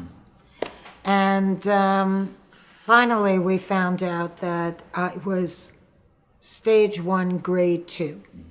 So the majority of the cells in the tumor were grade 2. And the tumor itself was stage 1. A lot of people don't know what stage or grade they're at. I ask them, and they say, I don't really know. And that's so important that people do know that. And we celebrated. I was in the hospital for a week. It was a traumatic time because the tabloids leaked my condition. I hadn't fully wrapped my mind around it, but they went ahead and somebody, kind of leaked it out of the hospital, and then it was in the tabloids, Miss Fine is fine. Miss Fine is my character on The Nanny. And I was 1 year out of The Nanny when I got diagnosed. So then when I, came home, it was, I was very bitter, very angry. About that got leaked and that people were talking about it? No, I felt betrayed by my body and betrayed by the medical community. I was a woman who had never had children, and now I never will. I don't want to have choices made for me that are permanent. I don't like that. And I was frustrated. And I felt, screwed over. And I didn't really understand why this should happen. Now, I'm a public speaker, and I tell people all the time, we make plans. You plan, you play, you play, you plan. But on some random Wednesday afternoon when life bites you on the ass and everything changes, what you thought was going to be isn't. What is. So you're going to kick and scream and say, why me, Lord? But then at some point, you have to play the hand that's been dealt you if you want to move forward and not get cemented in being bitter and angry with what was supposed to be. Because nobody has a crystal ball. We don't know what's going to happen 5 minutes from now, let alone the rest of our lives, which is part of why it's important to stay present and in the moment, which is what, Buddhism kind of teaches you also. So I decided that I was going to play the hand that's been dealt me as courageously and elegantly as I possibly can, because it's what was. And I decided I was going to write a book about my experience, so what happened to me wouldn't happen to other people. Then the book became a New York Times bestseller, Cancer Schmancer. And I went on my book tour, because that's what celebrities who write best-selling books do. And what I realized that what happened to me has happened to millions of Americans. I was not unique. Many people are misdiagnosed and mistreated in this country. And for some, the unfortunate consequence of that is late-stage cancer diagnosis. So then I realized that the book was not the end, but just the beginning of what must be a life mission. And so that morphed into the Cancer Schmancer movement, because I started to think, I was very lucky. I was in stage 1. Catch it on arrival, 95% survival. The reason why we lose loved ones to cancer almost always is due to late stage diagnosis.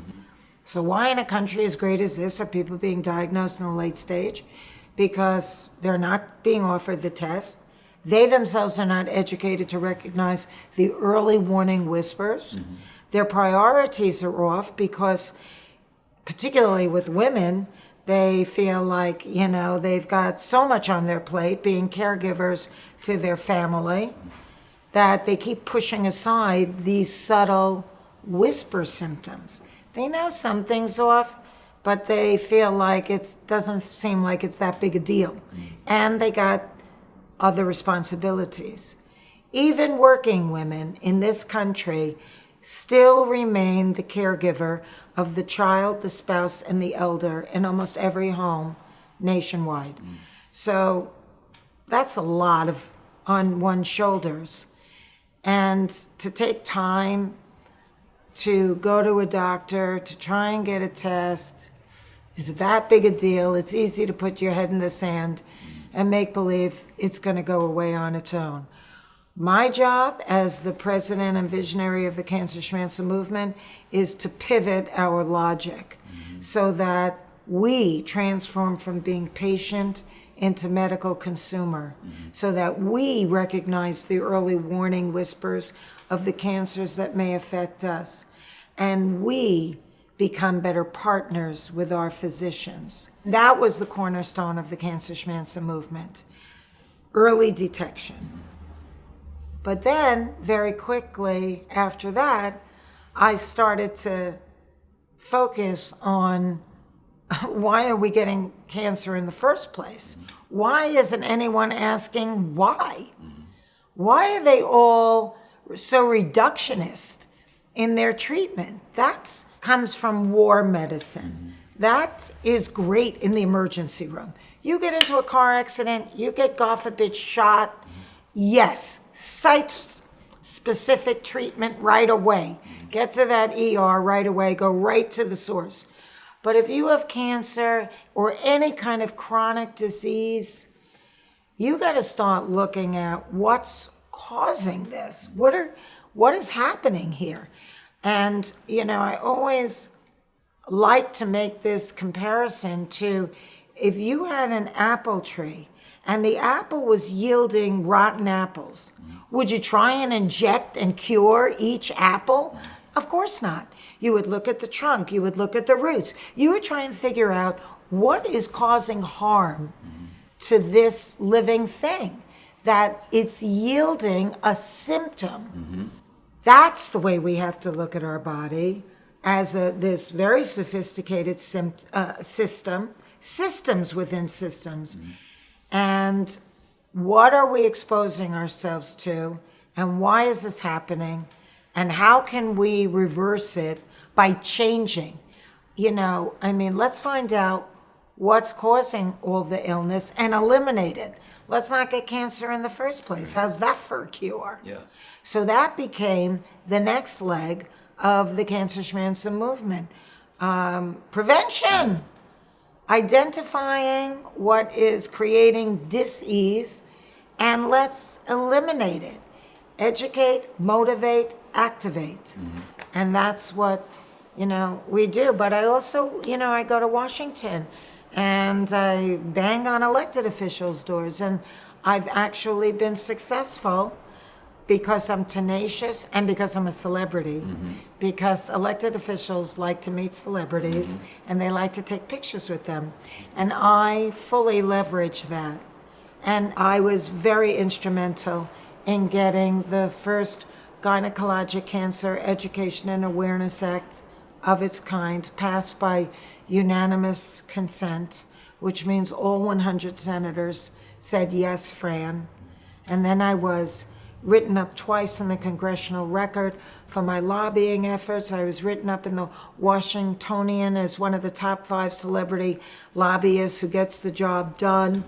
I was appointed the vetted position during the Bush administration as a public diplomacy envoy for family health and sent to our allied nations and military bases all over the world.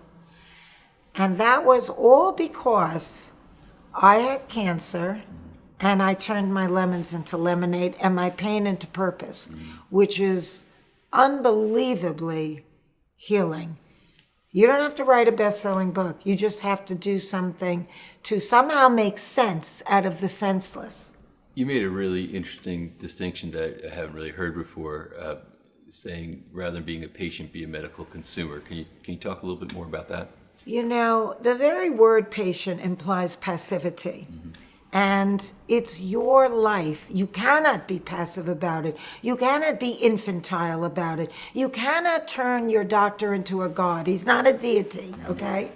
Shortly after my surgery, like maybe 2 weeks after my surgery, I was supposed to go back to the oncologist to get a checkup. The oncologist said she was speaking to a colleague that deals with uterine cancer predominantly. Mm-hmm.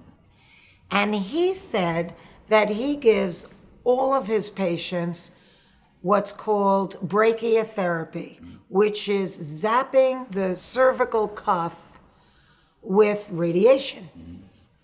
Now, he or she had already said, you're in stage 1, you're done. Mm-hmm. Just keep coming back for your regular checkups. Mm-hmm. And we celebrated. Then she spoke to this dude, comes, and I go for my checkup, and she's telling me now I need radiation. We were so sad, so heartbroken by this. And in true Fran fashion, I didn't just accept this advice. I went online, and this was 20 years ago. So there wasn't the, wealth of information that's now available. There was no Google. Mm-hmm. And I got myself a posse of people, not people that are going to be so fraught with worry and concern that I have to calm them down.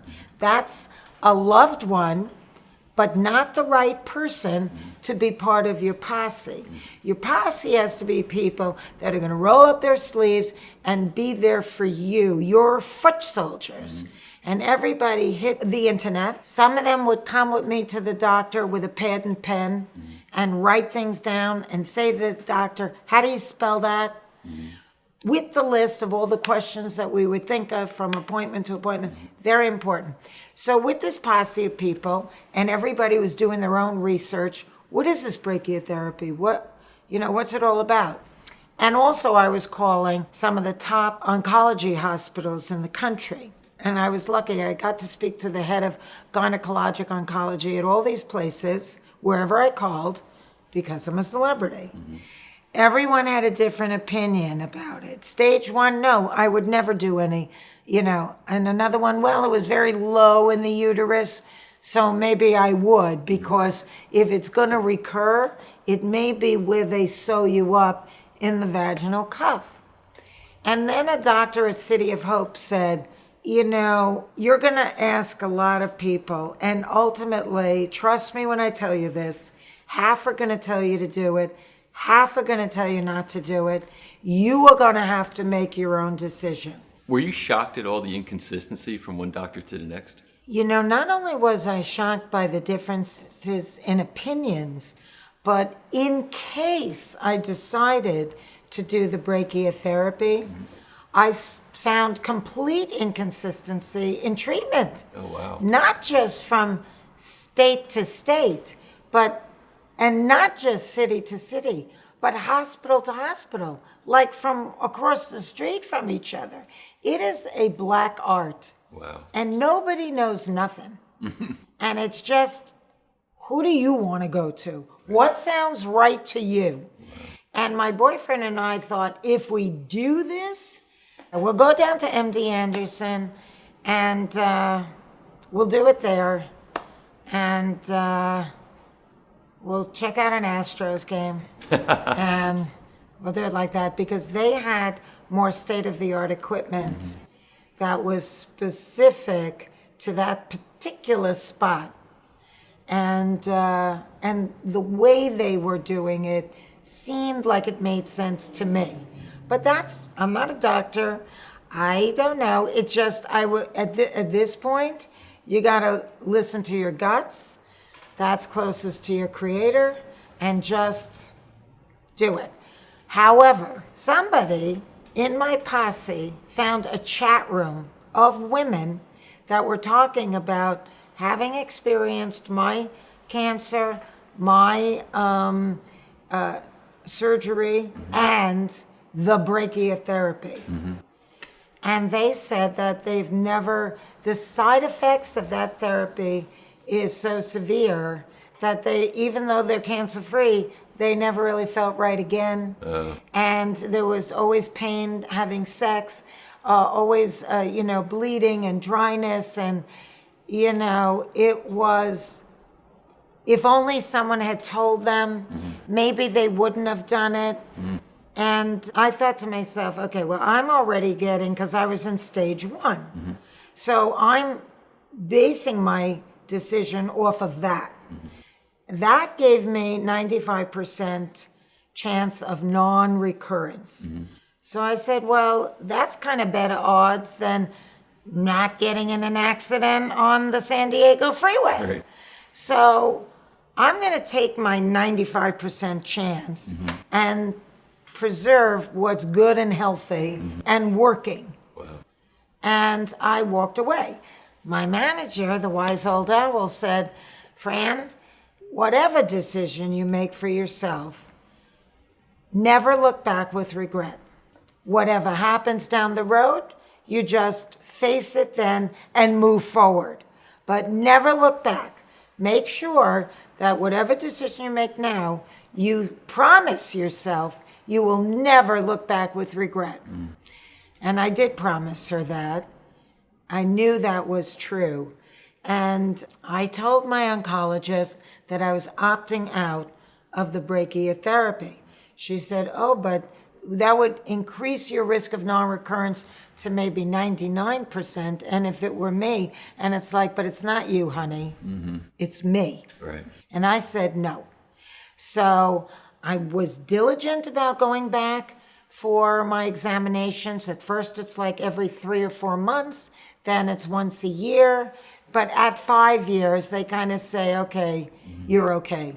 Meanwhile, one time I was at a speaking engagement, and people are always sharing their stories. One woman said, I had the same thing as you 13 years later. Oh. And it's like, I spend so much time deflecting and not absorbing because I don't want to freak out by these people's stories. Right. I'm trying to help people turn my lemons into lemonade, but still there is a vulnerable part of me that you're not completely fearless. And I freaked out when I heard that because I thought after 5 years I was scot-free. And then these people start sharing their stories of when recurrence decides to show itself again. And, but, it's a journey. It's an emotional and mental journey because when you first have cancer, you can't even get a headache without worrying you have a brain tumor. Right. You can't get a cold without thinking, what's this? But then eventually you learn to trust your body again. You accept that a headache is a simple headache. A cold is just a cold. A pain, take an Advil, So it's a new normal, but you do kind of settle in and become closer to who you once were, only with a much greater level of awareness. And I'm very grateful that it's been 20 years and I go every year. I just went to my checkup. She said I'm in great shape, very healthy, and I'm always, very grateful. But in the beginning when I'd have to go, I was always it was a trauma to go. Yeah. And I'd always feel like I didn't want to go by myself. I didn't want to go down into that cancer area of the hospital. The whole thing was freaked me out. Yeah. And it is a journey, and it's a club no one wants to be a member of. The name Cancer Schmancer, where does that come from? It's funny because the boyfriend that I had that became my caregiver, when I was writing the book, I actually couldn't think of a name. And he said, why don't you just call it Cancer Schmancer? And I thought, oh my God, that's so perfect for me. This guy gets me. I thought we were going to be together forever after that. But of course, it eventually ended because we had a big age difference. But that title, I mean, was just amazing. And I ended up calling my foundation Cancer Schmancer too. And I remember my first board of directors said, oh, I don't think anybody will take it seriously, and maybe it should be more of an acronym for something, more important. And I said, the people that are going to follow my organization is because they know and love me. And so we might as well just go all the way and not try and make believe it's somebody else. Right. It's me. And let's just hope that there's enough people out there that respond to my compelling story and the authentic nature of this organization. And so it stuck with me. And even I remember once, because people sometimes read it in one sitting. They just keep turning the page and see themselves in the story. And one woman who was quite young to have breast cancer and was going through, all kinds of treatment and everything, as her two young children, played on the living room carpet, and her husband was sitting there and she was sitting there, and, they'd get choked up because you just don't know. And they'd look at each other and like a mantra, they'd say, "Cancer schmancer." And that would get them through that moment where they would get, feel like what's going to be. Mm. And it would give them strength. So I'm very grateful to the boyfriend for coming up with the perfect thing, the name of my purpose. That's great. Well, I know a part of what Cancer Schmancer does is a live event, and you bring in doctors, and a lot of these doctors are outside the box thinkers. So can you talk about your position on, so-called alternative approaches towards, cancer treatment, or maybe just alternative approaches towards supporting your life and your body, et cetera, and looking through that lens as compared to the conventional cancer lens? Yes, Cancer Schmancer has a Masterclass Health Summit that we do annually. That live streams free all over the world. And then we chop it up into what we call an Edu series, and that also is delivered free to anybody that is interested in seeing this wealth of information. We curate the most incredible speakers, mostly doctors. We were blessed to have you speak. You opened the show last year, and you were phenomenal because you put the whole thing into context. And, I think that I always like to describe my doctors as they went to medical school, they drank the Kool-Aid, they started practicing, they began to think there's got to be a better way, they got woke, and became the founders of the functional medical movement. And that's where I come in as the only nonprofit, I think, that's doing this. All my colleagues in the health space are still looking for the next big chemo. And I know that's not the solution. And so I'm so grateful that I have the science that's brought to me by, highly accredited doctors like yourself, and that cover a full spectrum of dis-ease in the body.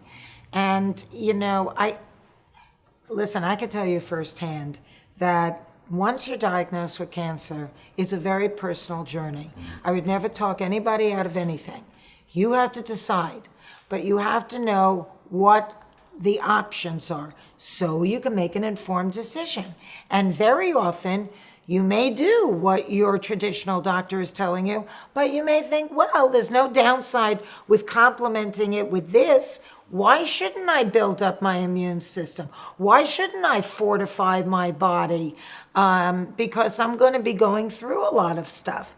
So some people just go one way or the other way, and we're a little bit in a period of time where it's a catch-22 because a lot of people can't afford alternative practices. It's not covered by insurance. But then sometimes I'll say to them, well, there's a lot of books. You really can do it yourself. and take all the tests from your traditional doctor, because the insurance will cover that. And then you'll get a picture of what's going on and what they're saying you should do. And then you can start reading up or go see someone. And then you can make an informed decision what direction you want to go. I think that we've been dumbed down and numbed down by a society that is really promoting sick care, not health care. Right. Because if the word got out that food is medicine, it would cut into a lot of people's profit margin. Yeah. And so that's the best kept secret. But it's something that indigenous cultures have known for millennia. So we need to remember and start passing forward this kind of ancient wisdom. And before it's lost completely.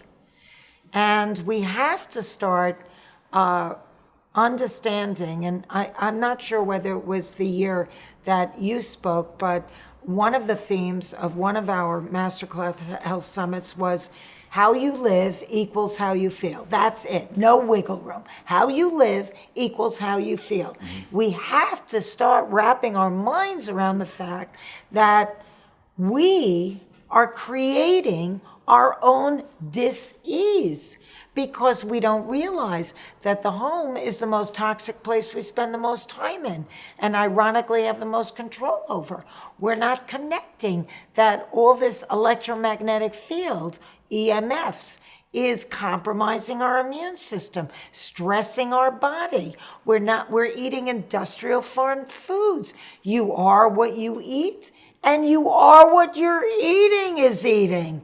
So you have to think about that. If you're eating a poor animal that is living a Dickensian life, being forced to eat food that's not natural to them, that's GMO, and being given all kinds of antibiotics and growth hormones, that's what you're getting.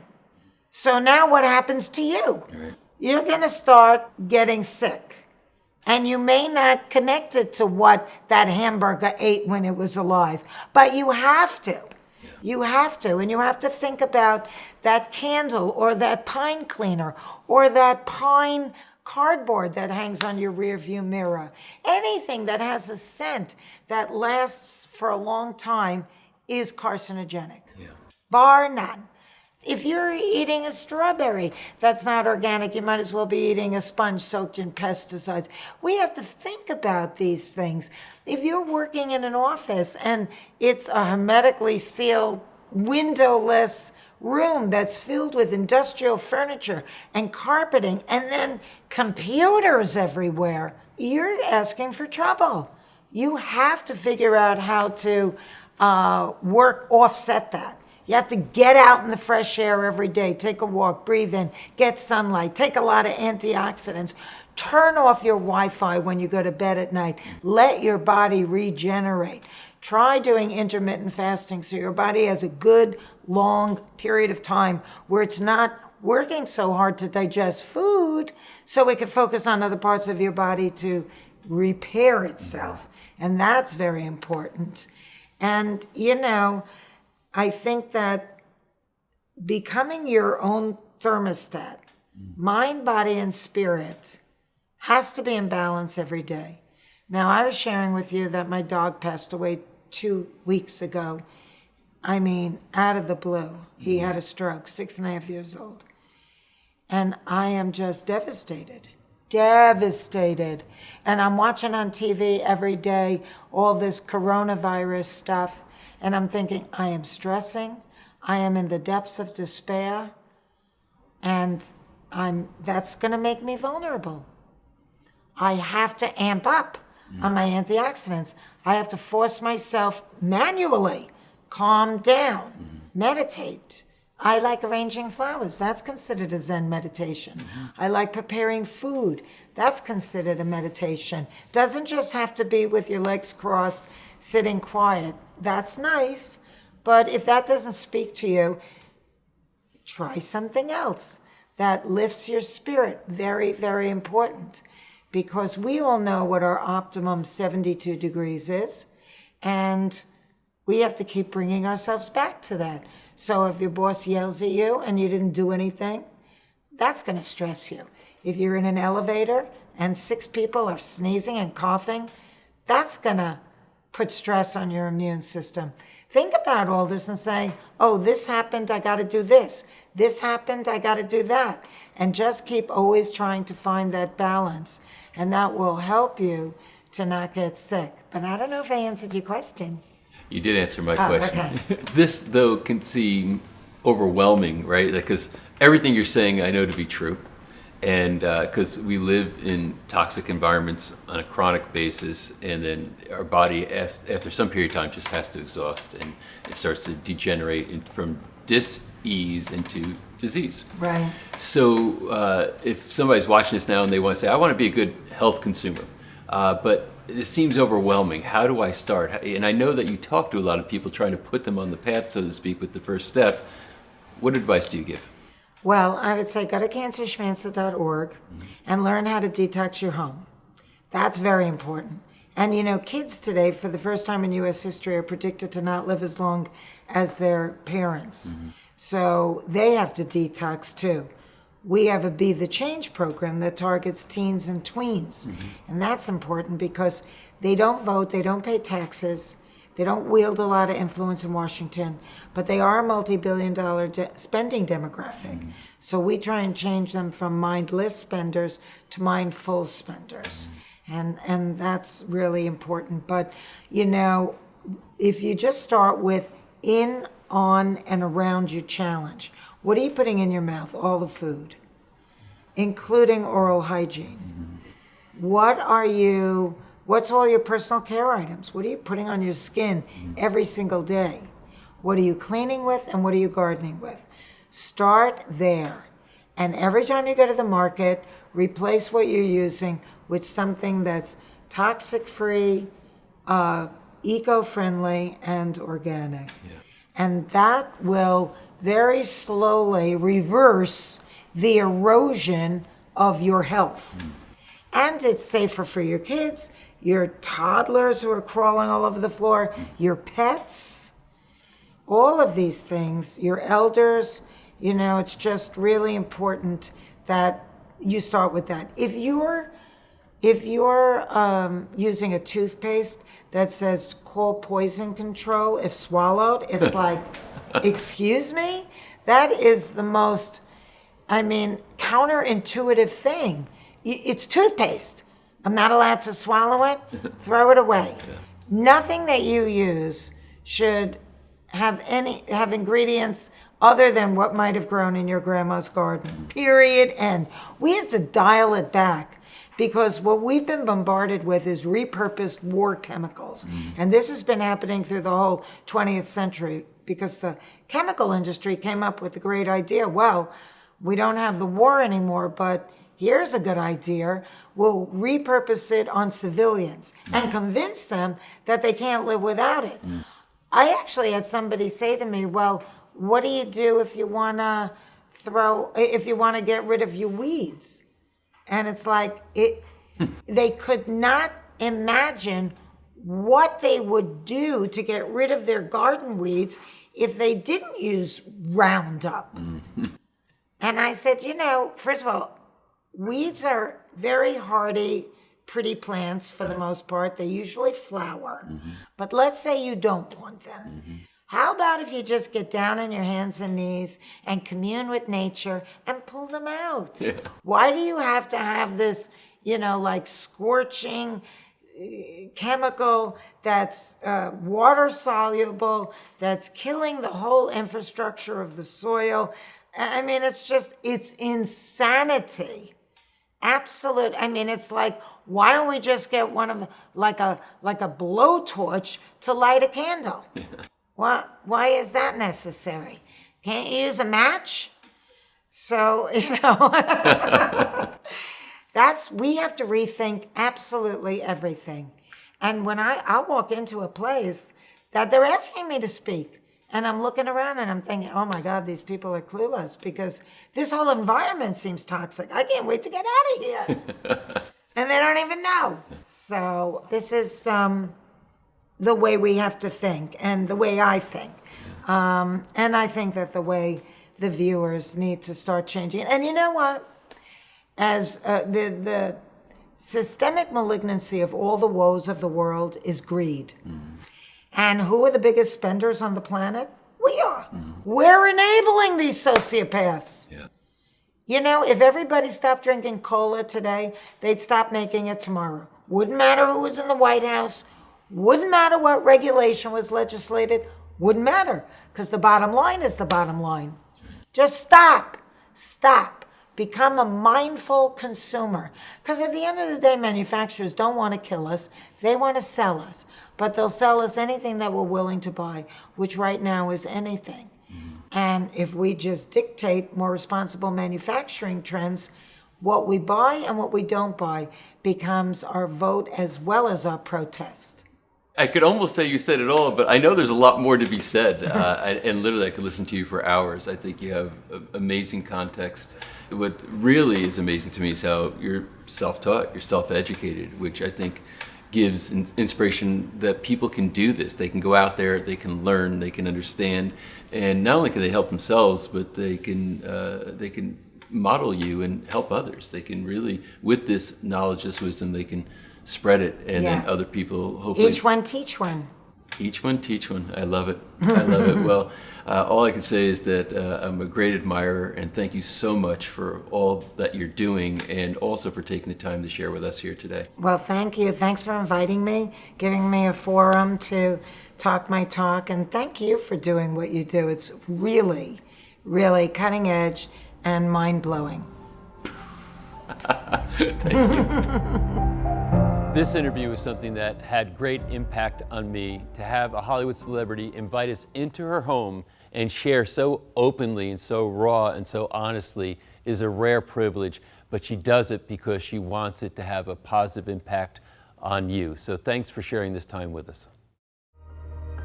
Finding Out by Dory Madsen.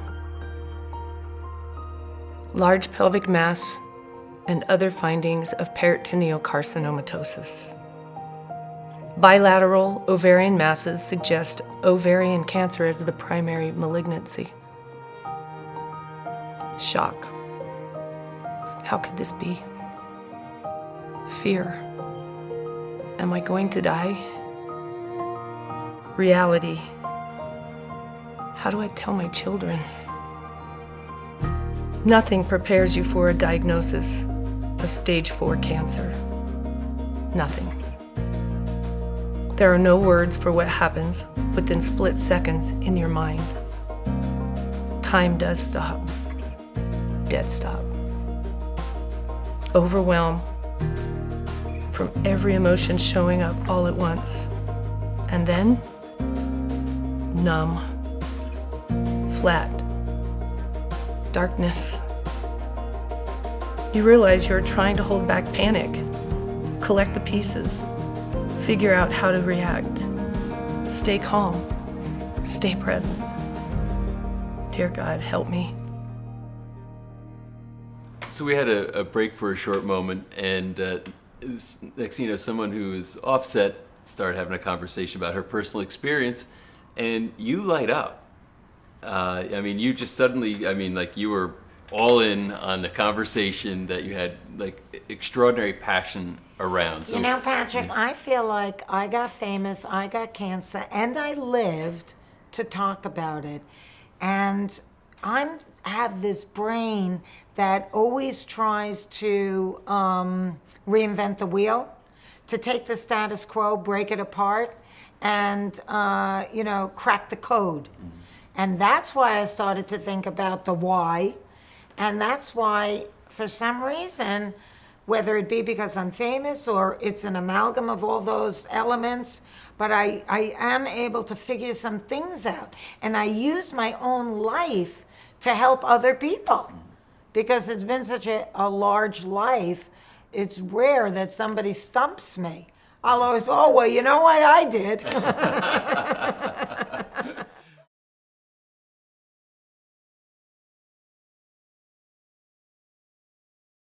So, you know, we're dealing with half a deck now. We have to make sure that our lymphatic system doesn't get congested. Inflammation is pretty random. Where it ends up in you could be your knee, your shoulder, your thumb, whatever. That's not relevant. What's relevant is that something is happening. It's inflammation. It's coming from something. It's because you don't have an appendix. And finally, I go to Austria because I'm getting a Lifetime Achievement Award from a big cancer group there. And as usual, usually after flying was one of the times I would notice my hands would turn into like a Cabbage Patch doll. And so if I get within the 3-foot radius of a doctor, I'd say, what is this? Because when I went into the emergency room, one time it got really severe. And in hindsight, I realized that I had a lot of histamines because I was drinking sake and I had soy sauce and I was eating fish and I was having tea. All of that stuff, wildly high in histamines. Foods. And then there's the histamines that your body produces because you're in a toxic environment like an airplane. So I would travel and I'd end up like all, with inflammation. So this is divine intervention, which happens quite a bit. I'm in the hotel room and I bent down to open the minibar. And all of a sudden, my back goes out like I've never had it happen before. And I'm pushed to the ground, and I grab my cell phone, which was still a flip top at the time, because I knew I was going to have to call someone. I called downstairs. I said, I need somebody to help me because there's a room of people that are expecting me to show up. Who's on call but this doctor to give me like a shot or something to help me get off the floor? And I say to her, what do you think about this? I show her my hands. She said, I was the doctor on call for this hotel, but I'm actually a dermatologist, she said.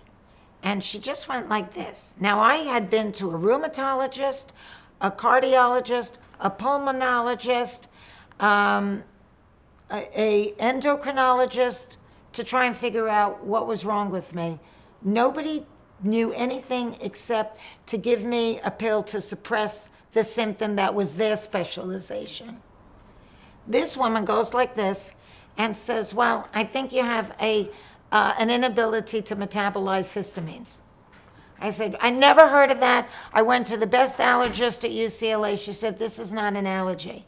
This is your body's inability to metabolize histamines. I said, well, what do I do? She said, the best thing to do is to go on a no histamine diet for a month. And if all your symptoms go away, then you'll know. And that's exactly what happened. And the elimination of everything. Then over time, I'm actually able to bring stuff back in. But I have a hyper awareness. This is a histamine that, like, if I am flying, I will never have anything with histamines prior to that, because I know my body is going to produce histamines. So, and all these people that I speak to that suddenly end up with they've had our kinds of surgeries, and yours is even more radical than mine, and suddenly they end up with autoimmune problems, Sjogren's, and all of these, problems that my friends have. It's because their body isn't able to metabolize certain things because they don't have an appendix. In most cases, it was this woman in Austria. To this day, my oncologist will say, you don't need your appendix. And it's like, in our world, it's widely considered the brains of the lymphatic system.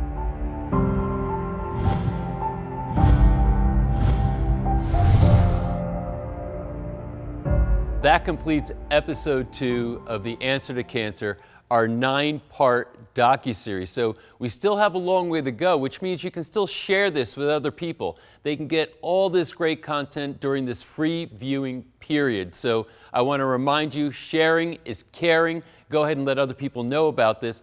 Also, I will let you know that you can own the Answer to Cancer docuseries, and I encourage you to do that. Number one, it supports us and our mission, helps us get this information out into the world, and that support is greatly appreciated. And number two, this is a library of information for you, as well as a bunch of bonuses that we're adding to the core program that I think will be very valuable for you to own and have access to whenever you want. So again, that completes episode 2. I look forward to seeing you in episode 3.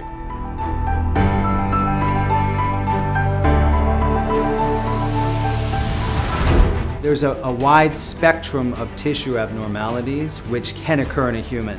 Now it turns out a good number of these that were being called cancers are actually benign in the sense that they would never cause symptoms to the person within which they're diagnosed or not, and they would certainly never cause mortality.